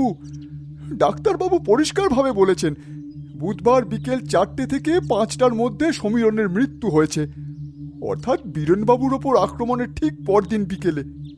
তাহলে বুধবার বিকেলে সমীরণ কলকাতায় খুন হয়েছে, আর নীরেন মল্লিক সে তখন কোথায় ছিল? এবার নিশ্চয়ই ওর কোনো প্রমাণ নেই। আছে অজিতবাবু, আছে। সেই প্রমাণের চোটেই তো বড়বাবু আমাকে আপনাদের কাছে পাঠালেন। এই সমীরণের মৃত্যুর খবর পেয়েই পুলিশ মল্লিক নিবাসে হানা দিয়েছিল নীরেনবাবুকে ধরতে, কিন্তু নীরেনবাবুর উকিল আমাদের মুখের উপর খবরের কাগজের কাটিং আর একটা ভিডিও ফিল্মের রিল ছুঁড়ে দিলেন। তার মানে বুধবার দুপুর 2টো থেকে বিকেল 5টা পর্যন্ত নীরেন মল্লিক কলকাতার এক নামী প্রেস ক্লাবে প্রায় 50 জন সাংবাদিক আর ক্যামেরাম্যানের সামনে বসে এই মল্লিক ফার্মের এক জরুরি প্রেস কনফারেন্স করছিলেন। সেদিন বিকেলে কলকাতার সব নামী খবরের কাগজের সাংবাদিকরা ওখানেই উপস্থিত ছিলেন। তারা এক বাক্যে স্বীকার করেছেন যে নীরেন পুরো সময়টা তাদের সামনেই বসে ইন্টারভিউ দিচ্ছিলেন। অর্থাৎ সমীরণ যখন গঙ্গার ঘাটে খুন হচ্ছিল, নীরেন মল্লিক তখন 50 জন চাক্ষুষ সাক্ষীর সামনে লাইভ ক্যামেরার মুখোমুখি। ব্যোমকেশবাবু, একই মানুষ একই সময়ে দুই জায়গায় খুন করতে পারে না। আইনত নীরেন মল্লিক আবারও কর্পূরের মতো উবে গেলেন। আমি হতাশ হয়ে সোফায় হেলান দিলাম। এ তো এক অদৃশ্য সমস্যা দেখছি। যেখানেই হাত দিচ্ছি সেখানেই নীরেন মল্লিকের এক একটা অভেদ্য প্রমাণ খাড়া হয়ে আছে। ব্যোমকেশ কিন্তু দমে গেল না। সে এবার পুলিশ অফিসারের দিকে তাকিয়ে বলল, মেজবাবু, সমীরণের লাশটা কি এখনো মর্গে আছে? আমি একবার ওটাকে নিজের চোখে দেখতে চাই। হ্যাঁ আছে, এতক্ষণে হয়তো আমরা রিপোর্টও পেয়ে যাব। আপনি দেখতে চাইলে চলুন। পুলিশ অফিসার কথাটা বলা মাত্রই একটা দীর্ঘশ্বাস ছাড়ল ব্যোমকেশ। তারপর ঘণ্টাখানেকের মধ্যে মেডিকেল কলেজে গিয়ে হাজির হলাম আমরা। মর্গের ভেতরটা এক অদ্ভুত ঠান্ডা আর গুমোট গন্ধে ভরা ছিল। সাদা কাপড়ে ঢাকা সমীরণ ভদ্রের নিথর শরীরটা টেবিলের ওপর শোয়ানো। ব্যোমকেশ খুব সাবধানে কাপড়টা সরালো। সমীরণের মুখটা ফোলা, কিন্তু তার চওড়া কাঁধ আর দীর্ঘ অবয়ব স্পষ্টই চেনা যাচ্ছিল। ব্যোমকেশ লাশের পিঠের ক্ষতটা একবার দেখল। তারপর সে সমীরণের হাত দুটো নিজের হাতের ওপর তুলে নিল।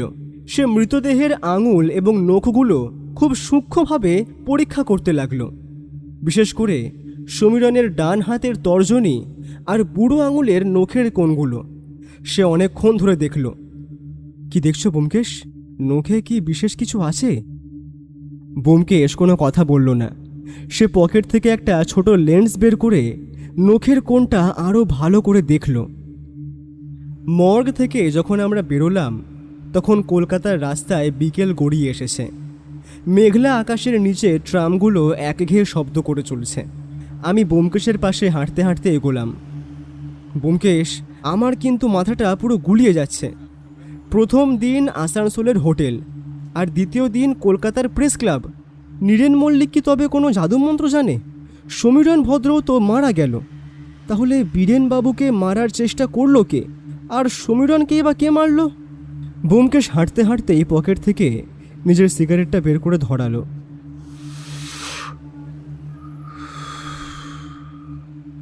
অজিত, তুমি আর পুলিশ দুজনেই একটা মস্ত বড় ভুল করছো। তোমরা ধরে নিচ্ছ যে আসানসোলের হোটেলে যে বসেছিল সে নীরেন, আর কলকাতায় যে খুন করতে এসেছিল সে সমীরণ। কেন? আরে সেটাই তো স্বাভাবিক লজিক।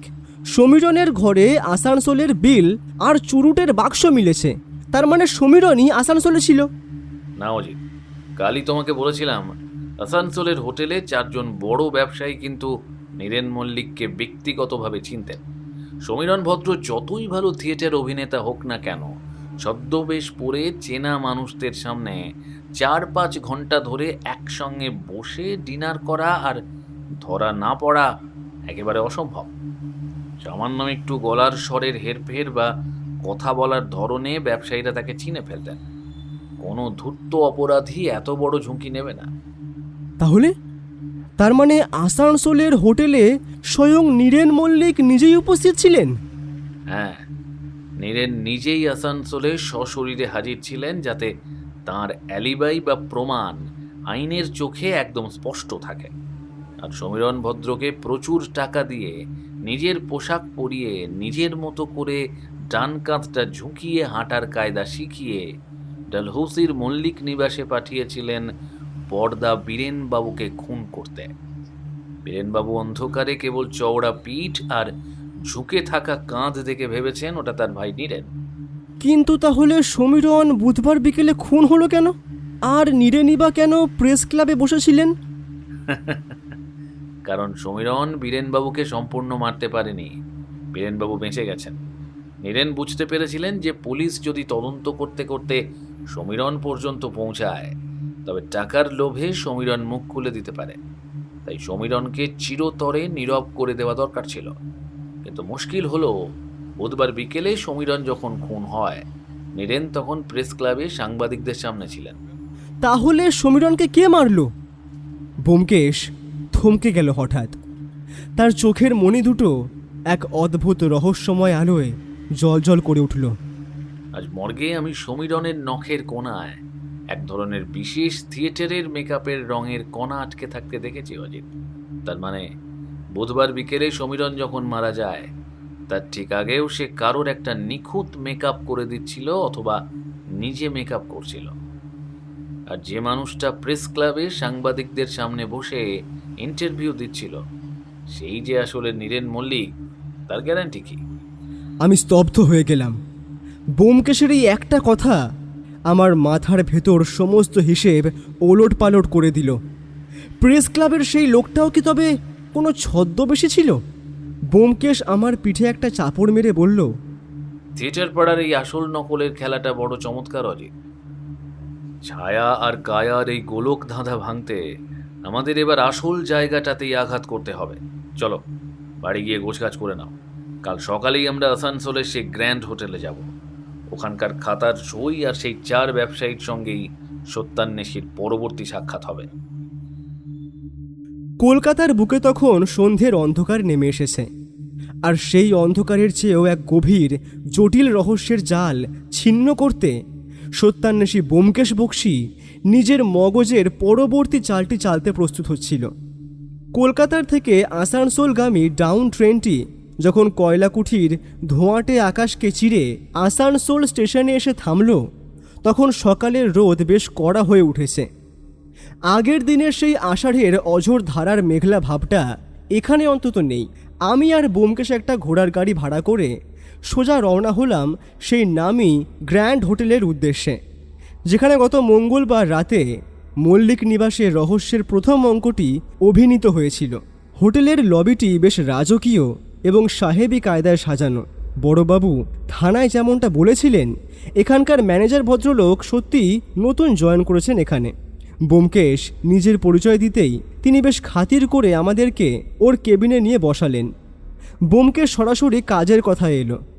ম্যানেজার বাবু, গত মঙ্গলবার রাতের ঘটে যাওয়া একটা ঘটনার তদন্তের স্বার্থে আমি এখানে এসেছি। মল্লিক ফার্মের ডিরেক্টর নীরেন মল্লিক মহাশয় সেদিন রাতে আপনাদের ভিআইপি লঞ্চে ছিলেন।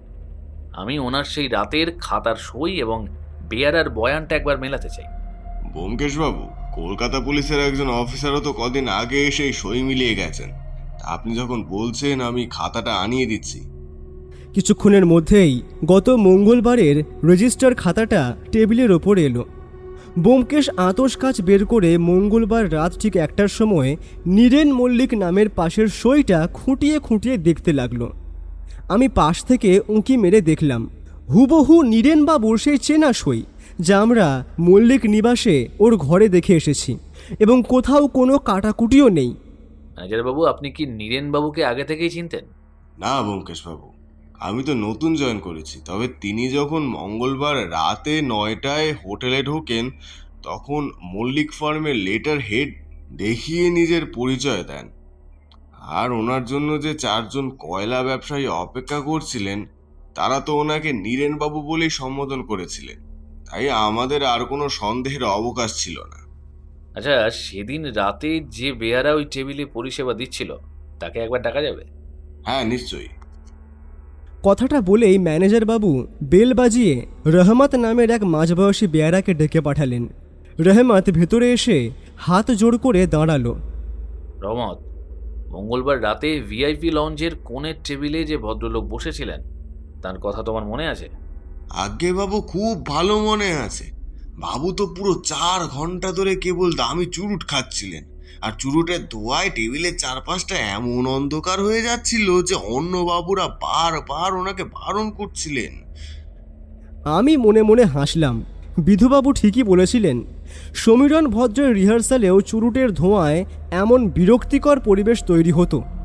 ব্যোমকেশ কিন্তু রহমতের কথা শুনে গভীর চিন্তায় ডুবে গেল। সে হুট করে এক অদ্ভুত প্রশ্ন করে বসল। আচ্ছা রহমত, সেদিন রাতে ওই বাবুর ডান কাঁধটা কি বাম কাঁধের চেয়ে সামান্য ঝুঁকেছিল? আর তিনি যখন টেবিল ছেড়ে উঠছিলেন, তখন কি একটু অদ্ভুতভাবে হাঁটছিলেন? খেয়াল করেছিলে তুমি? আজ্ঞে বাবু, তিনি তো পুরোটা সময় চেয়ারেই বসেছিলেন। রাত 1টায় যখন সই করে নিজের ঘরের দিকে গেলেন, তখন ওনার গায়ে একটা ঢিলেঢালা কালচে রঙের বন্ধ গলা কোট আর ধুতি ছিল। কাঁধ ঝুঁকেছিল কি না খেয়াল করিনি, তবে হ্যাঁ, উনি খুব কম কথা বলছিলেন, কেবল ধোঁয়া ছাড়ছিলেন আর মাথা নাড়ছিলেন। ব্যোমকেশ রহমতকে বকশিশ দিয়ে বিদায় করল। তারপর ম্যানেজার বাবুকে ধন্যবাদ জানিয়ে যখন আমরা হোটেল থেকে বেরোলাম, তখন আমার মনে পুরো আত্মবিশ্বাস চলে এসেছে। ব্যোমকেশ, এবার তো কেসটা পুরো জলের মতো পরিষ্কার। আসানসোলের হোটেলে যে চুরুট খেয়ে টেবিল অন্ধকার করছিল, সে আসলে সমীরণ ভদ্রই ছিল। আর চুরুটের ওই মারাত্মক নেশা আর ধোঁয়া তৈরির স্বভাব সমীরণ ছাড়া তো আর কারণ নয়। আর সেই কারণেই সমীরণের ঘরের ড্রয়ারে আসানসোলের বিল আর চুরুটের ফাঁকা বাক্স পাওয়া গিয়েছে। সমীরণই এখানে নীরেন সেজে সই করে গিয়েছে। ব্যোমকেশ একটা ট্যাক্সি ডেকে তাতে উঠতে উঠতে বলল, অজিত, তুমি ভুলে যাচ্ছ যে সইটা কিন্তু হুবহু নীরেন মল্লিকেরই ছিল। সমীরণ ভদ্র যতই বড় অভিনেতা হোক, চেনা কয়লা ব্যবসায়ীদের সামনে বসে 4 ঘন্টা ধরে মল্লিক ফার্মের নতুন কলিয়ারি প্রজেক্টের নিখুঁত আলোচনা সে কিভাবে করবে? ব্যবসার সেই গোপন খুঁটিনাটি কি একজন থিয়েটারের অভিনেতার জানা সম্ভব? আর তাহলে সই আর ব্যবসার জ্ঞান বলছে ওটা নীরেন, আর চুরুটের ধোঁয়া বলছে ওটা সমীরণ। এ তো এক অসম্ভব ধাঁধা। আর সেটাই তো রহস্য, অজিত। তাহলে কি এর মধ্যে তৃতীয় কোনো ব্যক্তি রয়েছে? তারপর ব্যোমকেশ ট্যাক্সির সিটে হেলান দিয়ে চোখ বন্ধ করল, ঠিক যেমনটা সে কলকাতায় তদন্তের সময় করত। ওর মগজের ভেতর তখন চাকা ঘুরতে শুরু করেছে। বিকেলের ফিরতি ট্রেনে যখন আমরা কলকাতার দিকে রওনা হলাম, তখন ট্রেনের কামরায় যাত্রী সংখ্যা বেশ কমই ছিল। জানলার বাইরে দিয়ে দ্রুত গতিতে গাছপালা আর মাঠ পেরিয়ে যাচ্ছিল। হঠাৎ ব্যোমকেশ চোখ খুলল। ওর চোখে তখন সেই তীক্ষ্ণ চেনা সত্যান্বেষীর দীপ্তি। সে পকেট থেকে একটা সিগারেট বের করে ধরালো, বলল,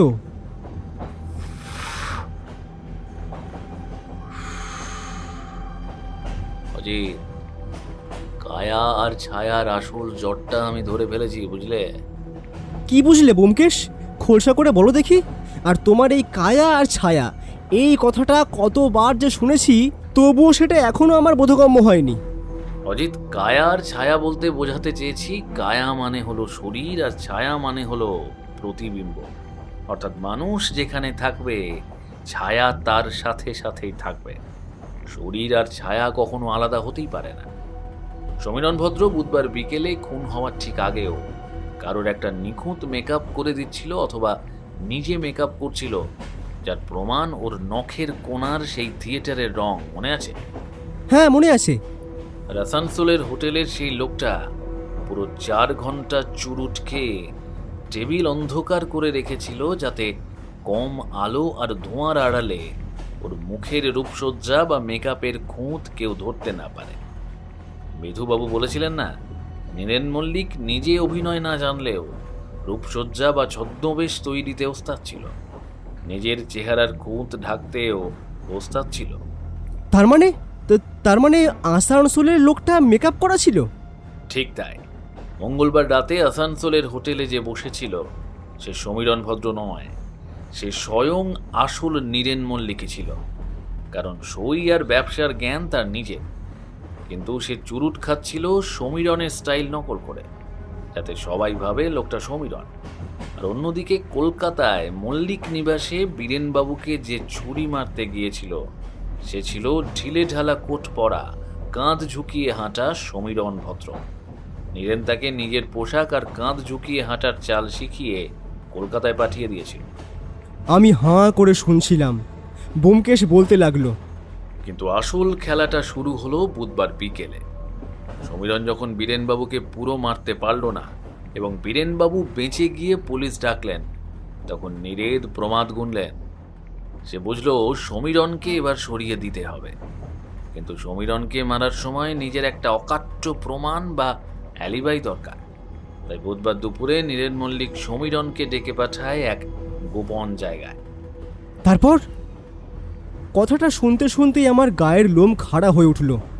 নীরেনবাবু নিজে প্রেস ক্লাবে সাংবাদিকদের সামনে না গিয়ে সমীরণ ভদ্রকে নিজের মতো করে নিখুঁত মেকআপ আর রূপসজ্জা করিয়ে দেয়। সমীরণের সেই চওড়া কাঁধ আর অবয়ব তো নীরেনের মতোই ছিল। সমীরণকে নীরেন সাজিয়ে প্রেস ক্লাবের ইন্টারভিউতে পাঠিয়ে দেওয়া হয়। সাংবাদিকদের সামনে 2.5 ঘন্টা ধরে যে লোকটা বসে ইন্টারভিউ দিচ্ছিল, সে আসলে ছদ্মবেশী সমীরণ ভদ্র। আর সেই সুযোগে বুধবার বিকেলে আসল নীরেন মল্লিক কলকাতার অন্য প্রান্তে সমীরণের আসল শরীরটাকে ছুরি মেরে গঙ্গার জলে ভাসিয়ে দেয়।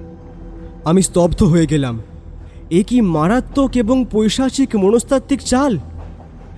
কিন্তু ব্যোমকেশ, সমীরণ যদি বুধবার বিকেল 5টা পর্যন্ত প্রেস ক্লাবে নীরেন সেজে বসেই থাকে, তাহলে ডাক্তারবাবু সমীরণের মৃত্যুর সময় বুধবার বিকেল 4টে থেকে 5টা কেমন করে লিখলেন?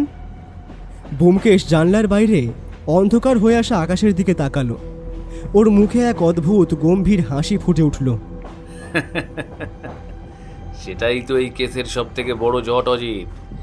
আইন আর ময়না তদন্তের সময় বলছে যে মানুষটা প্রেস ক্লাবে লাইভ ক্যামেরার সামনে বসে ইন্টারভিউ দিচ্ছিল, সে যখন সাংবাদিকদের প্রশ্নের উত্তর দিচ্ছে ঠিক সেই সময়েই ওর নিজের আসল দেহটা গঙ্গার ঘাটে ছুরিকাহত হয়ে মৃত্যুর কোলে ঢলে পড়ছে।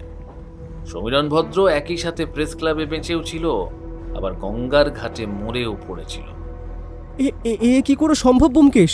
এ তো পুরো ভৌতিক ব্যাপার। ব্যোমকেশ ট্রেনের সিট থেকে উঠে দাঁড়িয়ে ওর চাদরটা গায়ে জড়াতে জড়াতে বলল, ভৌতিক নয় অজিত, এর পেছনে মল্লিক নিবাসের ভেতরে লুকিয়ে থাকা আরও এক মারাত্মক ছায়ার হাত আছে।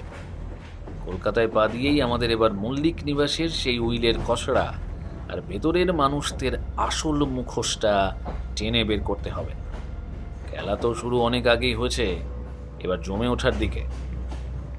হাওড়া স্টেশনে যখন ট্রেনটা এসে থামল, তখন কলকাতার বুকে আষাঢ়ের কালো মেঘ আবার নতুন করে ঘনিয়ে এসেছে। যেন এক চরম সত্যকে আড়াল করার চেষ্টা করছে সে শেষবারের মতো। হাওড়া স্টেশন থেকে হ্যারিসন রোডের বাসায় ফেরার সময় ব্যোমকেশ পুরোটা সময় একটা কথাও বলেনি। ওর চোখ দুটো জোনাকির মতো জ্বলছিল, যা দেখে আমি নিশ্চিত ছিলাম যে মগজের ভেতর ওর কোনো না কোনো নতুন সমীকরণ তৈরি হচ্ছে। বাড়িতে পৌঁছাতেই পুটিরাম গরম চা আর সিঙ্গাড়া দিয়ে গেল। আমি চায়ের কাপে চুমুক দিয়ে ব্যোমকেশকে কিছু জিজ্ঞেস করতে যাব, ঠিক তখনই টেলিফোনটা বেজে উঠল। ব্যোমকেশ টেলিফোনটা রিসিভ করতেই অপর প্রান্তের ব্যক্তি বেশ কিছুক্ষণ কথা বললেন, যেটা আমার পক্ষে বোঝা সম্ভব ছিল না। ব্যোমকেশ শুধু একটা কথাই বলল, আচ্ছা তাই নাকি, ঠিক আছে, অনেক ধন্যবাদ আপনাকে। ওর কথার ধরন দেখেই বুঝতে পারলাম যে নিশ্চয়ই কোনো ব্যক্তি কেস সংক্রান্ত কোনো তথ্য ওকে দিচ্ছিল। কি ব্যোমকেশ, কে ফোন করেছিল? মল্লিক বাড়ির কেস সংক্রান্ত কিছু কি? হাসপাতালের একজন নার্সকে বলে রেখেছিলাম বীরেনবাবুর ন্যূনতম স্বাভাবিক কথাবার্তাগুলো ঠিক কি হয়। এছাড়াও তিনি হরিপদর সাথে আরও কোনো ব্যক্তিগত আলোচনা করেন কিনা সেই সব। টেলিফোন করলো। কোনো জরুরি কিছু কি জানালো? জরুরি বলতে নার্স অনেক কথাই বলল, তবে তার মধ্যে একটা ব্যাপারে আমার বেশ খটকা লাগছে।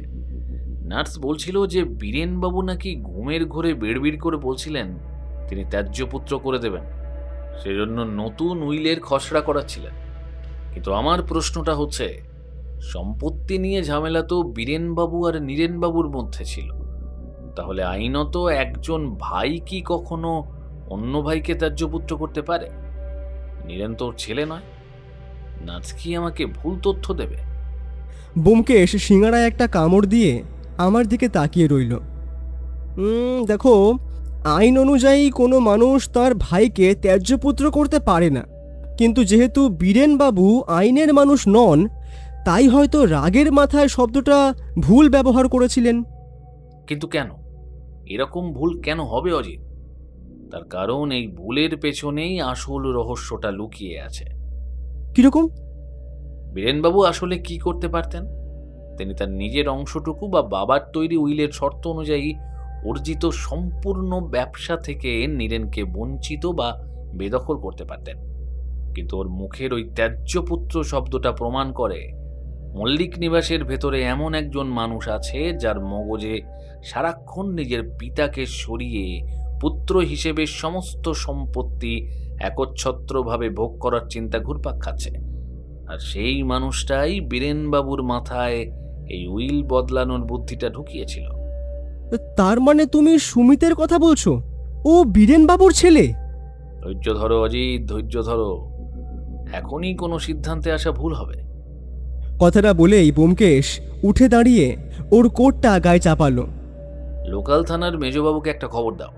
আমাদের এখনই বীরেনবাবুর সেই উকিল সুরেশচন্দ্র সরকারের বাড়ি যেতে হবে, যিনি এই উইলের খসড়া তৈরি করছিলেন। ঘণ্টাখানেকের মধ্যেই পুলিশের মেজবাবুকে নিয়ে আমরা ভবানীপুরের এক পুরনো আমলের একতলা বাড়িতে এসে পৌঁছালাম। ভদ্রলোক প্রবীণ আইনজীবী, নাম সুরেশচন্দ্র সরকার। ব্যোমকেশ তাকে নমস্কার জানিয়ে সোজা প্রশ্ন করল, সরকার মশাই, মল্লিক নিবাসের বীরেনবাবু আপনাকে দিয়ে যে নতুন উইলের খসড়া করাচ্ছিলেন সেটার আসল সত্যটা আমরা জানতে এসেছি। হ্যাঁ ব্যোমকেশ বাবু, বীরেন আমার পুরনো মক্কেল। লকার থেকে হিরে চুরির পর উনি সত্যিই খুব ভেঙে পড়েছিলেন। তিনি চাইছিলেন ওর ছোট ভাই নীরেন যেন মল্লিক ফার্মের আর কোনো সম্পত্তির অংশ না পায়। উইলের সেই খসড়াটা কি সম্পূর্ণ হয়েছিল? আর এই উইলের খবরটি নীরেনবাবু জানলেন কিভাবে? না ব্যোমকেশ বাবু, উইল তো দুরস্ত। আমি তো তখন ওটা ড্রাফট বা খসড়া তৈরি করে উঠতে পারিনি। শুধু বীরেন আমার চেম্বারে এসে মৌখিকভাবে ওর ইচ্ছের কথা বলে গিয়েছিল। আর নীরেন সেটা জানলো কিভাবে তা তো আমি বলতে পারবো না। আমার অফিস থেকে তথ্য পাচার হওয়ার কোনো সুযোগ নেই। আমি ব্যোমকেশের দিকে তাকালাম। আমার মাথা আবার ঘুরতে শুরু করেছে। যদি উইল তৈরি না হয়ে থাকে তবে ঘটনার 2 দিন আগে নীরেন মল্লিক বীরেনবাবুর ঘরে এসে দেখে নেব কোন উকিল তোমার উইল সই করায় বলে হুমকি দিল কিভাবে? নীরেনকে এই খবরটা তবে কে দিয়েছিল? ব্যোমকেশ আরও বেশ কিছুক্ষণ সাধারণ কিছু জিজ্ঞাসাবাদ এবং কথোপকথনের পর উঠে দাঁড়ালো। তারপর উকিলবাবুকে ধন্যবাদ জানিয়ে ঘর থেকে বেরোনোর সময় মেজবাবুকে বলল, মেজবাবু, এবার আমাদের বুধবার বিকেলে সেই প্রেস ক্লাবের জটটা ছাড়াতে হবে। যে 50 জন সাংবাদিক সেখানে ছিলেন তাদের মধ্যে আপনার চেনা কেউ আছেন? হ্যাঁ ব্যোমকেশ বাবু, আমাদের পুলিশের রিপোর্টার সলিল বাবু সেদিন সেখানে উপস্থিত ছিলেন। ওনাকে থানায় ডেকে পাঠাচ্ছি। থানার ছোট ঘরে সলিলবাবু যখন আমাদের সামনে বসলেন তখন ওর বয়ান এই কেসের চেহারাটা পুরোপুরি বদলে দিল। সলিলবাবু, বুধবার বিকেলে প্রেস ক্লাবে নীরেন মল্লিকের ইন্টারভিউর সময় আপনি ঠিক কি দেখেছিলেন একটু ভেবে বলবেন দয়া করে? ব্যোমকেশ বাবু, সেদিন দুপুর 2টোয় যখন আমরা প্রেস ক্লাবে পৌঁছালাম তখন লাউঞ্জের আলো বেশ কম ছিল। মঞ্চের ওপর একটা বড় প্রজেক্টর স্ক্রিনে মল্লিক ফার্মের আসানসোল কলিয়ারির একটা ফিল্মের রিল দেখানো হচ্ছিল। আর স্ক্রিনের ঠিক পাশে একটা অন্ধকার ডায়াসে বসে নীরেনবাবু অনবরত সিগারেট খাচ্ছিলেন। ফিল্মের রিল চলার কারণে চারপাশটা বেশ অন্ধকার ছিল। তিনি কি সাংবাদিকদের প্রশ্নের উত্তর দিচ্ছিলেন, তবে খুব কম। আমরা যখন কোনো প্রশ্ন করছিলাম উনি খুব সংক্ষেপে মাথা নেড়ে বা 2-1 কথায় উত্তর দিচ্ছিলেন। ওর গলার স্বরটা কেমন যেন একটু খসখসে লাগছিল। জিজ্ঞেস করায় বলেছিলেন ওনার ঠান্ডা লেগেছে। তারপর ঠিক বিকেল 4:20 যখন ফিল্মের রিলটা শেষ হলো এবং হলের বড় আলোগুলো জ্বালানো হলো তখন আমরা সবাই চমকে গেলাম। কেন? কি হলো তখন? দেখা গেল ডায়াসের ওপর নীরেন বাবুর সেই চেয়ারটা খালি।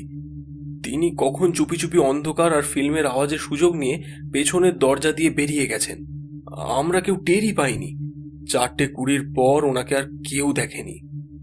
সলিলবাবু চলে যাওয়ার পর ব্যোমকেশ ঘরের ভেতর পায়চারি করতে লাগলো। হিসেব মিলে গেছে অজিত। বুধবার দুপুর 2টো থেকে 4:20 পর্যন্ত প্রেস ক্লাবের অন্ধকার ডায়াসে যে বসেছিল সে আসল নীরেন মল্লিক ছিলই না। সে ছিল নিখুঁত মেকআপ করা অভিনেতা সমীরণ ভদ্র। ফিল্মের রিল আর অন্ধকারের সুযোগ নিয়ে সে নীরেন সেজে বসেছিল যাতে সবার মনে হয় নীরেন মল্লিক কলকাতায় আছেন। আর ঠিক 4:20 সে ওখান থেকে পালিয়ে যায়। কিন্তু তাহলে 4টে থেকে 5টার মধ্যে সমীরণ খুন হলো কি করে? কারণ সমীরণ যখন 4:20 প্রেস ক্লাবের পেছনের দরজা দিয়ে বেরোয় তখন সে ভেবেছিল সে নিজের কাজ শেষ করে মুক্তি পেয়েছে। কিন্তু সে জানতো না যে বাইরে ওর জন্য স্বয়ং জম অপেক্ষা করছে।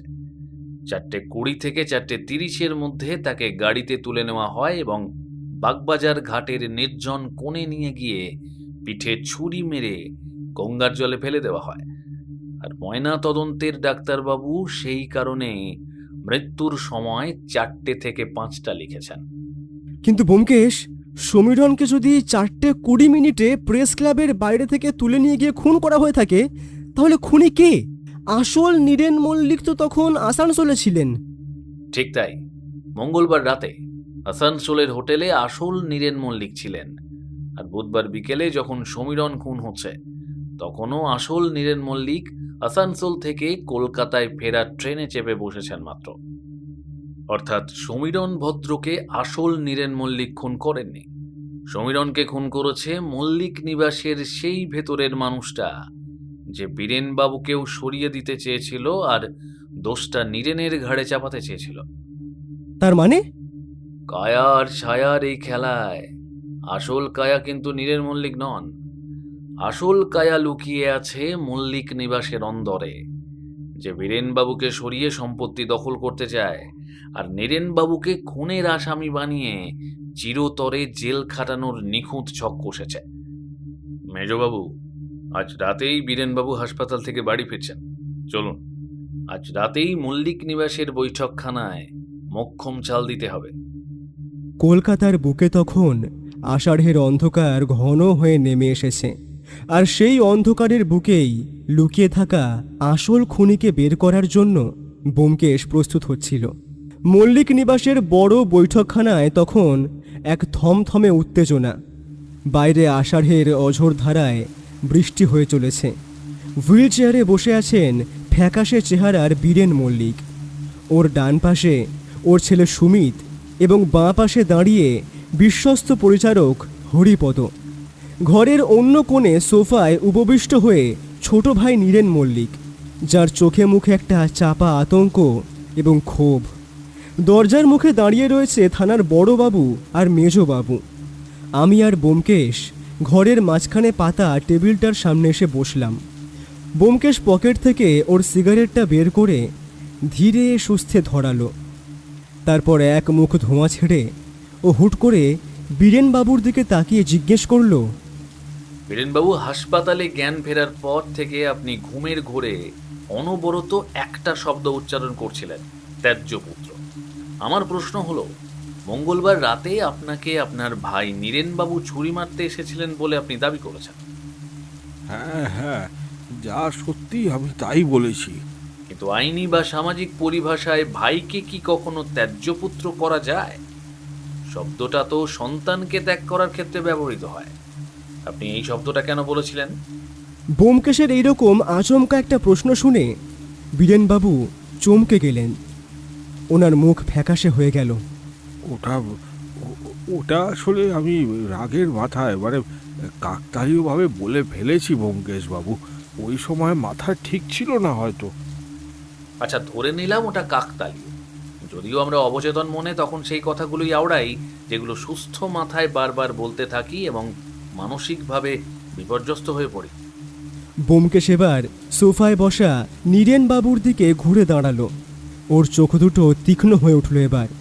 নীরেনবাবু, আপনি নিজের সম্পত্তির ভাগে কম পড়েছিল বলে শেষ পর্যন্ত নিজের দাদাকে খুন করতে উদ্যত হলেন। আপনার দাদাকে সরিয়ে পুরো সম্পত্তি একা ভোগ করার এত লোভ আপনার? নীরেনবাবু রাগে সোফা ছেড়ে দাঁড়িয়ে উঠলেন। ব্যোমকেশ বাবু, মুখ সামলে কথা বলুন। আমি টাকা ওড়াই, বাইরে গিয়ে জুয়ো খেলি, মদ্যপান করি, সেটা আমার ব্যক্তিগত ব্যাপার। বাবা আমাদের দুই ভাইকে সমান সম্পত্তি দিয়ে গিয়েছিলেন, আমি তা ধরে রাখতে পারিনি। কিন্তু তার মানে এই নয় যে আমি আমার নিজের বড় দাদাকে খুন করতে যাব। আমি বারবার বলেছি, এখনো বলবো, মঙ্গলবার রাতে আমি আসানসোলেই ছিলাম। কিন্তু 1 মাস আগে লকার থেকে মহামূল্যবান পারিবারিক হিরে চুরির অপবাদ তো আপনার ওপরই লেগেছে, কারণ চাবি আপনার ঘরেই পাওয়া গিয়েছিল। আমি হিরে চুরি করিনি। আমি বারবার দাদাকে বলেছি আমি চোর নই। কেউ একজন আমার ঘরে চাবিটা লুকিয়ে রেখেছিল। হ্যাঁ, আমি দাদাকে ভয় দেখাতে চেয়েছিলাম যাতে উনি উইলে আমার নামটা রাখেন। কিন্তু কিন্তু ওর ওপর প্রাণঘাতী হামলা করার কথা আমি স্বপ্নেও ভাবতে পারি না। আমি কেন মারবো? কেন? বেশ, তাহলে আপনার বন্ধু সমীরণ ভদ্র, যিনি বুধবার বিকেলে বাগবাজার ঘাটে খুন হলেন, তাকে কে মারল? উনি তো আপনারই বন্ধু ছিলেন। নীরেনবাবু মাথায় হাত দিয়ে বসে পড়লেন এবার। সমীরণ আমার থিয়েটারের বন্ধু ছিল। আমি ওকে মাঝে মধ্যেই টাকা ধার দিতাম। টাকা চাইতে গেলেই ওর সাথে আমার ঝামেলা হতো ঠিকই, কিন্তু তার মানে এই নয় যে আমি ওকে মেরে ফেলবো। ও কেন খুন হলো, কে ওকে মারলো, সত্যি বলছি আমি এই ব্যাপারে কিছুই জানি না, কিচ্ছু না। দাদা আমার কথা বিশ্বাস না করে পুলিশ ডাকলো, শেষে গোয়েন্দা ডাকলো। আর কত কি নাটক দেখতে হবে আমি জানি না। আমি আপনাদের বারবার বলছি, আমি নির্দোষ, আমি নির্দোষ, আমি নির্দোষ। বৈঠকখানায় তখন এক অদ্ভুত নীরবতা। ব্যোমকেশ এবার ধীরে ধীরে বীরেনবাবুর হুইল চেয়ারের পাশে দাঁড়িয়ে থাকা সুমিত মল্লিকের দিকে তাকালো। সুমিতের চোখ দুটো তখন অস্থিরভাবে ঘুরছে। বীরেনবাবু উত্তর দিতে পারলেন না, কিন্তু সুমিত, আপনি তো পারবেন। আপনার বাবা কেন ত্যায্যপুত্র শব্দটা বলছিলেন? কারণ আপনার বাবা মঙ্গলবার রাতেই চিনে ফেলেছিলেন যে চাদর মুড়ি দিয়ে যে ছায়া শরীরই ওনার ঘরে ঢুকে ছুরি মেরেছিল সে ওর ভাই নীরেন নয়, সে ছিল আপনারই ভাড়া করা লোক সমীরণ ভদ্র। আর এই চক্রান্তের পেছনে ছিলেন স্বয়ং আপনি। নিজের একমাত্র ছেলের এই পৈশাচিক রূপ দেখে আপনার বাবা লোক লজ্জার ভয়ে পুলিশকে ভাইয়ের নাম বলেছিলেন ঠিকই, কিন্তু ওনার অবচেতনে আপনাকে ত্যায্য করার কথা ঘুরছিল। আর সব থেকে বড় কথা, সমস্ত প্রমাণ লোপাটের জন্য আপনি সমীরণ ভদ্রকে বিষ খাইয়ে মেরে ফেলতেন, তাই তো? সুমিত এই কথাটা শোনা মাত্রই রীতিমতো স্প্রিংয়ের মতো লাফিয়ে উঠল। কি সব বলছেন কি? হ্যাঁ ব্যোমকেশ বাবু, আপনি গোয়েন্দা নাকি গল্প লেখক? আপনার কাছে কি প্রমাণ আছে যে আমি এসব করেছি? মঙ্গলবার রাতে যখন বাবাকে আক্রমণ করা হয় আমি তখন নিজের ঘরে ঘুমাচ্ছিলাম, আর বুধবার বিকেলে যখন সমীরণ খুন হয় কাকা তখন প্রেস ক্লাবে ইন্টারভিউ দিচ্ছিলেন। আমি কেন এই জটের মধ্যে আসবো? আমি তো আমার বাবার একমাত্র ওয়ারিশ। আমি কেন বাবাকে মারতে যাব?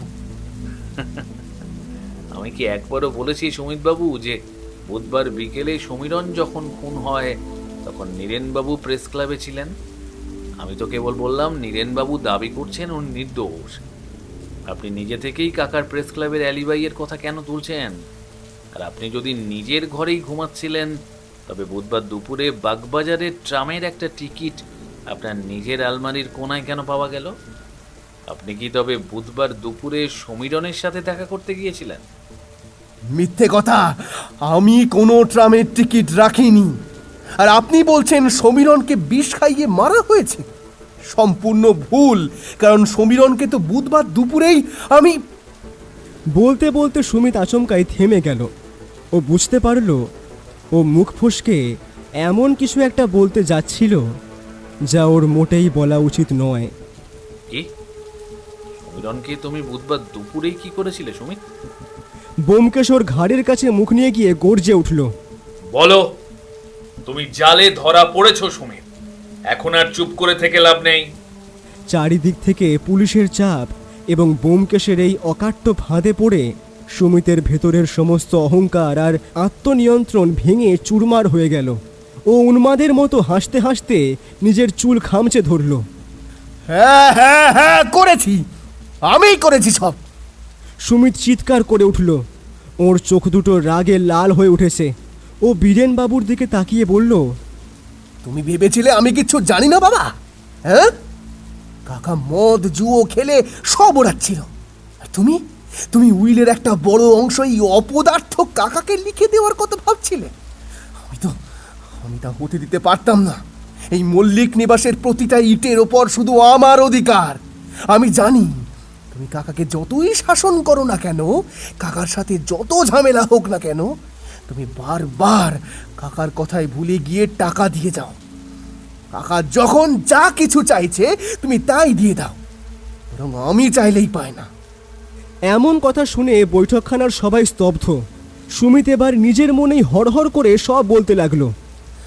1 মাস আগে কাকার ঘর থেকে যে লকারের চাবি পাওয়া গিয়েছিল তা আমি নিজেই কাকার অজান্তে ওর তোষকের নিচে লুকিয়ে রেখেছিলাম। ব্যাংকের লকার থেকে হিরেটা আমি নিজেই চুরি করে বিক্রি করেছি, যাতে তুমি কাকাকে চোর ভেবে বাড়ি থেকে তাড়িয়ে দাও। কিন্তু তাতেও আমার শান্তি হয়। তুমি তাও কাকার প্রতি দুর্বল ছিলে। তাই আমি কাকার থিয়েটারের বন্ধু সমীরণ ভদ্রকে টাকার লোভ দেখিয়ে হাত করি। মঙ্গলবার রাতে কাকার বন্ধ গলা, কোট আর ধুতি সমীরণকে পরিয়ে আমি এই বাড়িতে ঢুকিয়েছিলাম। সমীরণকে বলেছিলাম ডান কাতটা একটু ঝুঁকিয়ে চলতে, যাতে বাবা দূর থেকে ওকে কাকা ভেবে ভুল করে। সমীরণ বাবাকে ছুরি মেরে পালিয়ে যায়, কিন্তু পরদিন সকালে যখন শুনলাম বাবা মরেনি, বেঁচে গেছে, তখন আমি ভয় পেয়ে গেলাম। সমীরণ আমাকে টেলিফোন করে ব্ল্যাকমেল করা শুরু করলো। ও আরও 50,000 টাকা চাইল, নয়তো পুলিশের কাছে মুখ খোলার হুমকি দিল। আমি বুঝলাম সমীরণকে বাঁচিয়ে রাখা যাবে না, তাই বুধবার দুপুরে আমি ওকে বাগবাজার ঘাটের সেই নির্জন পোড়ো বাড়ির পেছনে ডাকলাম। ও ভাবলো আমি ওকে টাকা দিতে এসেছি। যখন টাকা নেওয়ার জন্য হাত বাড়ালো, আমি পিছন থেকে ওর পিঠেই ছুরিটা বসিয়ে দিলাম। যে ছুরি দিয়ে ও আমার বাবাকে মারতে চেয়েছিল, সেই ছুরিটাই ওর পিঠে ঢুকিয়ে ওর লাশ গঙ্গার জোয়ারের জলে ভাসিয়ে দিলাম। কিন্তু কপাল খারাপ, বাবা বেঁচে গেল, আর এই গোয়েন্দা সত্যান্বেষী এসে আমার সব ভেস্তে দিল, সব। সুমিতের এই ভয়ানক ও পৈশাচিক স্বীকারোক্তি শুনে বীরেনবাবু নিজের হুইল চেয়ারেই মূর্ছিত হয়ে পড়লেন। নীরেনবাবু স্তব্ধ হয়ে ওর ভাইপোর দিকে তাকিয়ে রইলেন। বড়বাবু আর মেজবাবু এক মুহূর্ত সময় নষ্ট না করে সুমিতকে শক্ত করে চেপে ধরলেন, যাতে ও পালিয়ে না যেতে পারে। তৎক্ষণাৎ সুমিতের হাতে ওরা লোহার হাতকড়া পরিয়ে দিলেন। বড়বাবু ব্যোমকেশের দিকে তাকিয়ে বললেন, অনেক অনেক ধন্যবাদ ব্যোমকেশবাবু। আজ আপনার এই মনস্তাত্ত্বিক জেরা করার ক্ষমতা না থাকলে এই অপরাধী নিজের মুখে কোনো দিনেও সত্যিটা কবুল করতো না। ও নিজের জালে নিজেই ধরা পড়েছে। ব্যোমকেশ ওর সিগারেটের শেষ ধোঁয়াটুকু ছেড়ে বলল, অপরাধী যতই চালাক হোক বড়বাবু, নিজের অহংকার আর ভয়ের তাড়নায় সে একদিন না একদিন মুখ ফসকে সত্যিটা বলেই ফেলে। বাইরে তখন বৃষ্টির শব্দ কমে এসেছে। আমি আর ব্যোমকেশ মল্লিক নিবাসের কলঙ্কিত অধ্যায়ের অবসান ঘটিয়ে হ্যারিসন রোডের বাসার উদ্দেশ্যে রওনা হলাম। আপনি শুনছিলেন থ্রিল কোয়েস্ট। আজকের গল্পটি আপনার কেমন লাগলো তা অবশ্যই কমেন্ট করবেন। এরকম আরও রহস্যে ভরা গল্প শুনতে চ্যানেলটি সাবস্ক্রাইব করে আমাদের সঙ্গে থাকুন। আবার দেখা হবে নতুন কোনো অজানা সত্যের খোঁজে। ততক্ষণ পর্যন্ত শুভরাত্রি।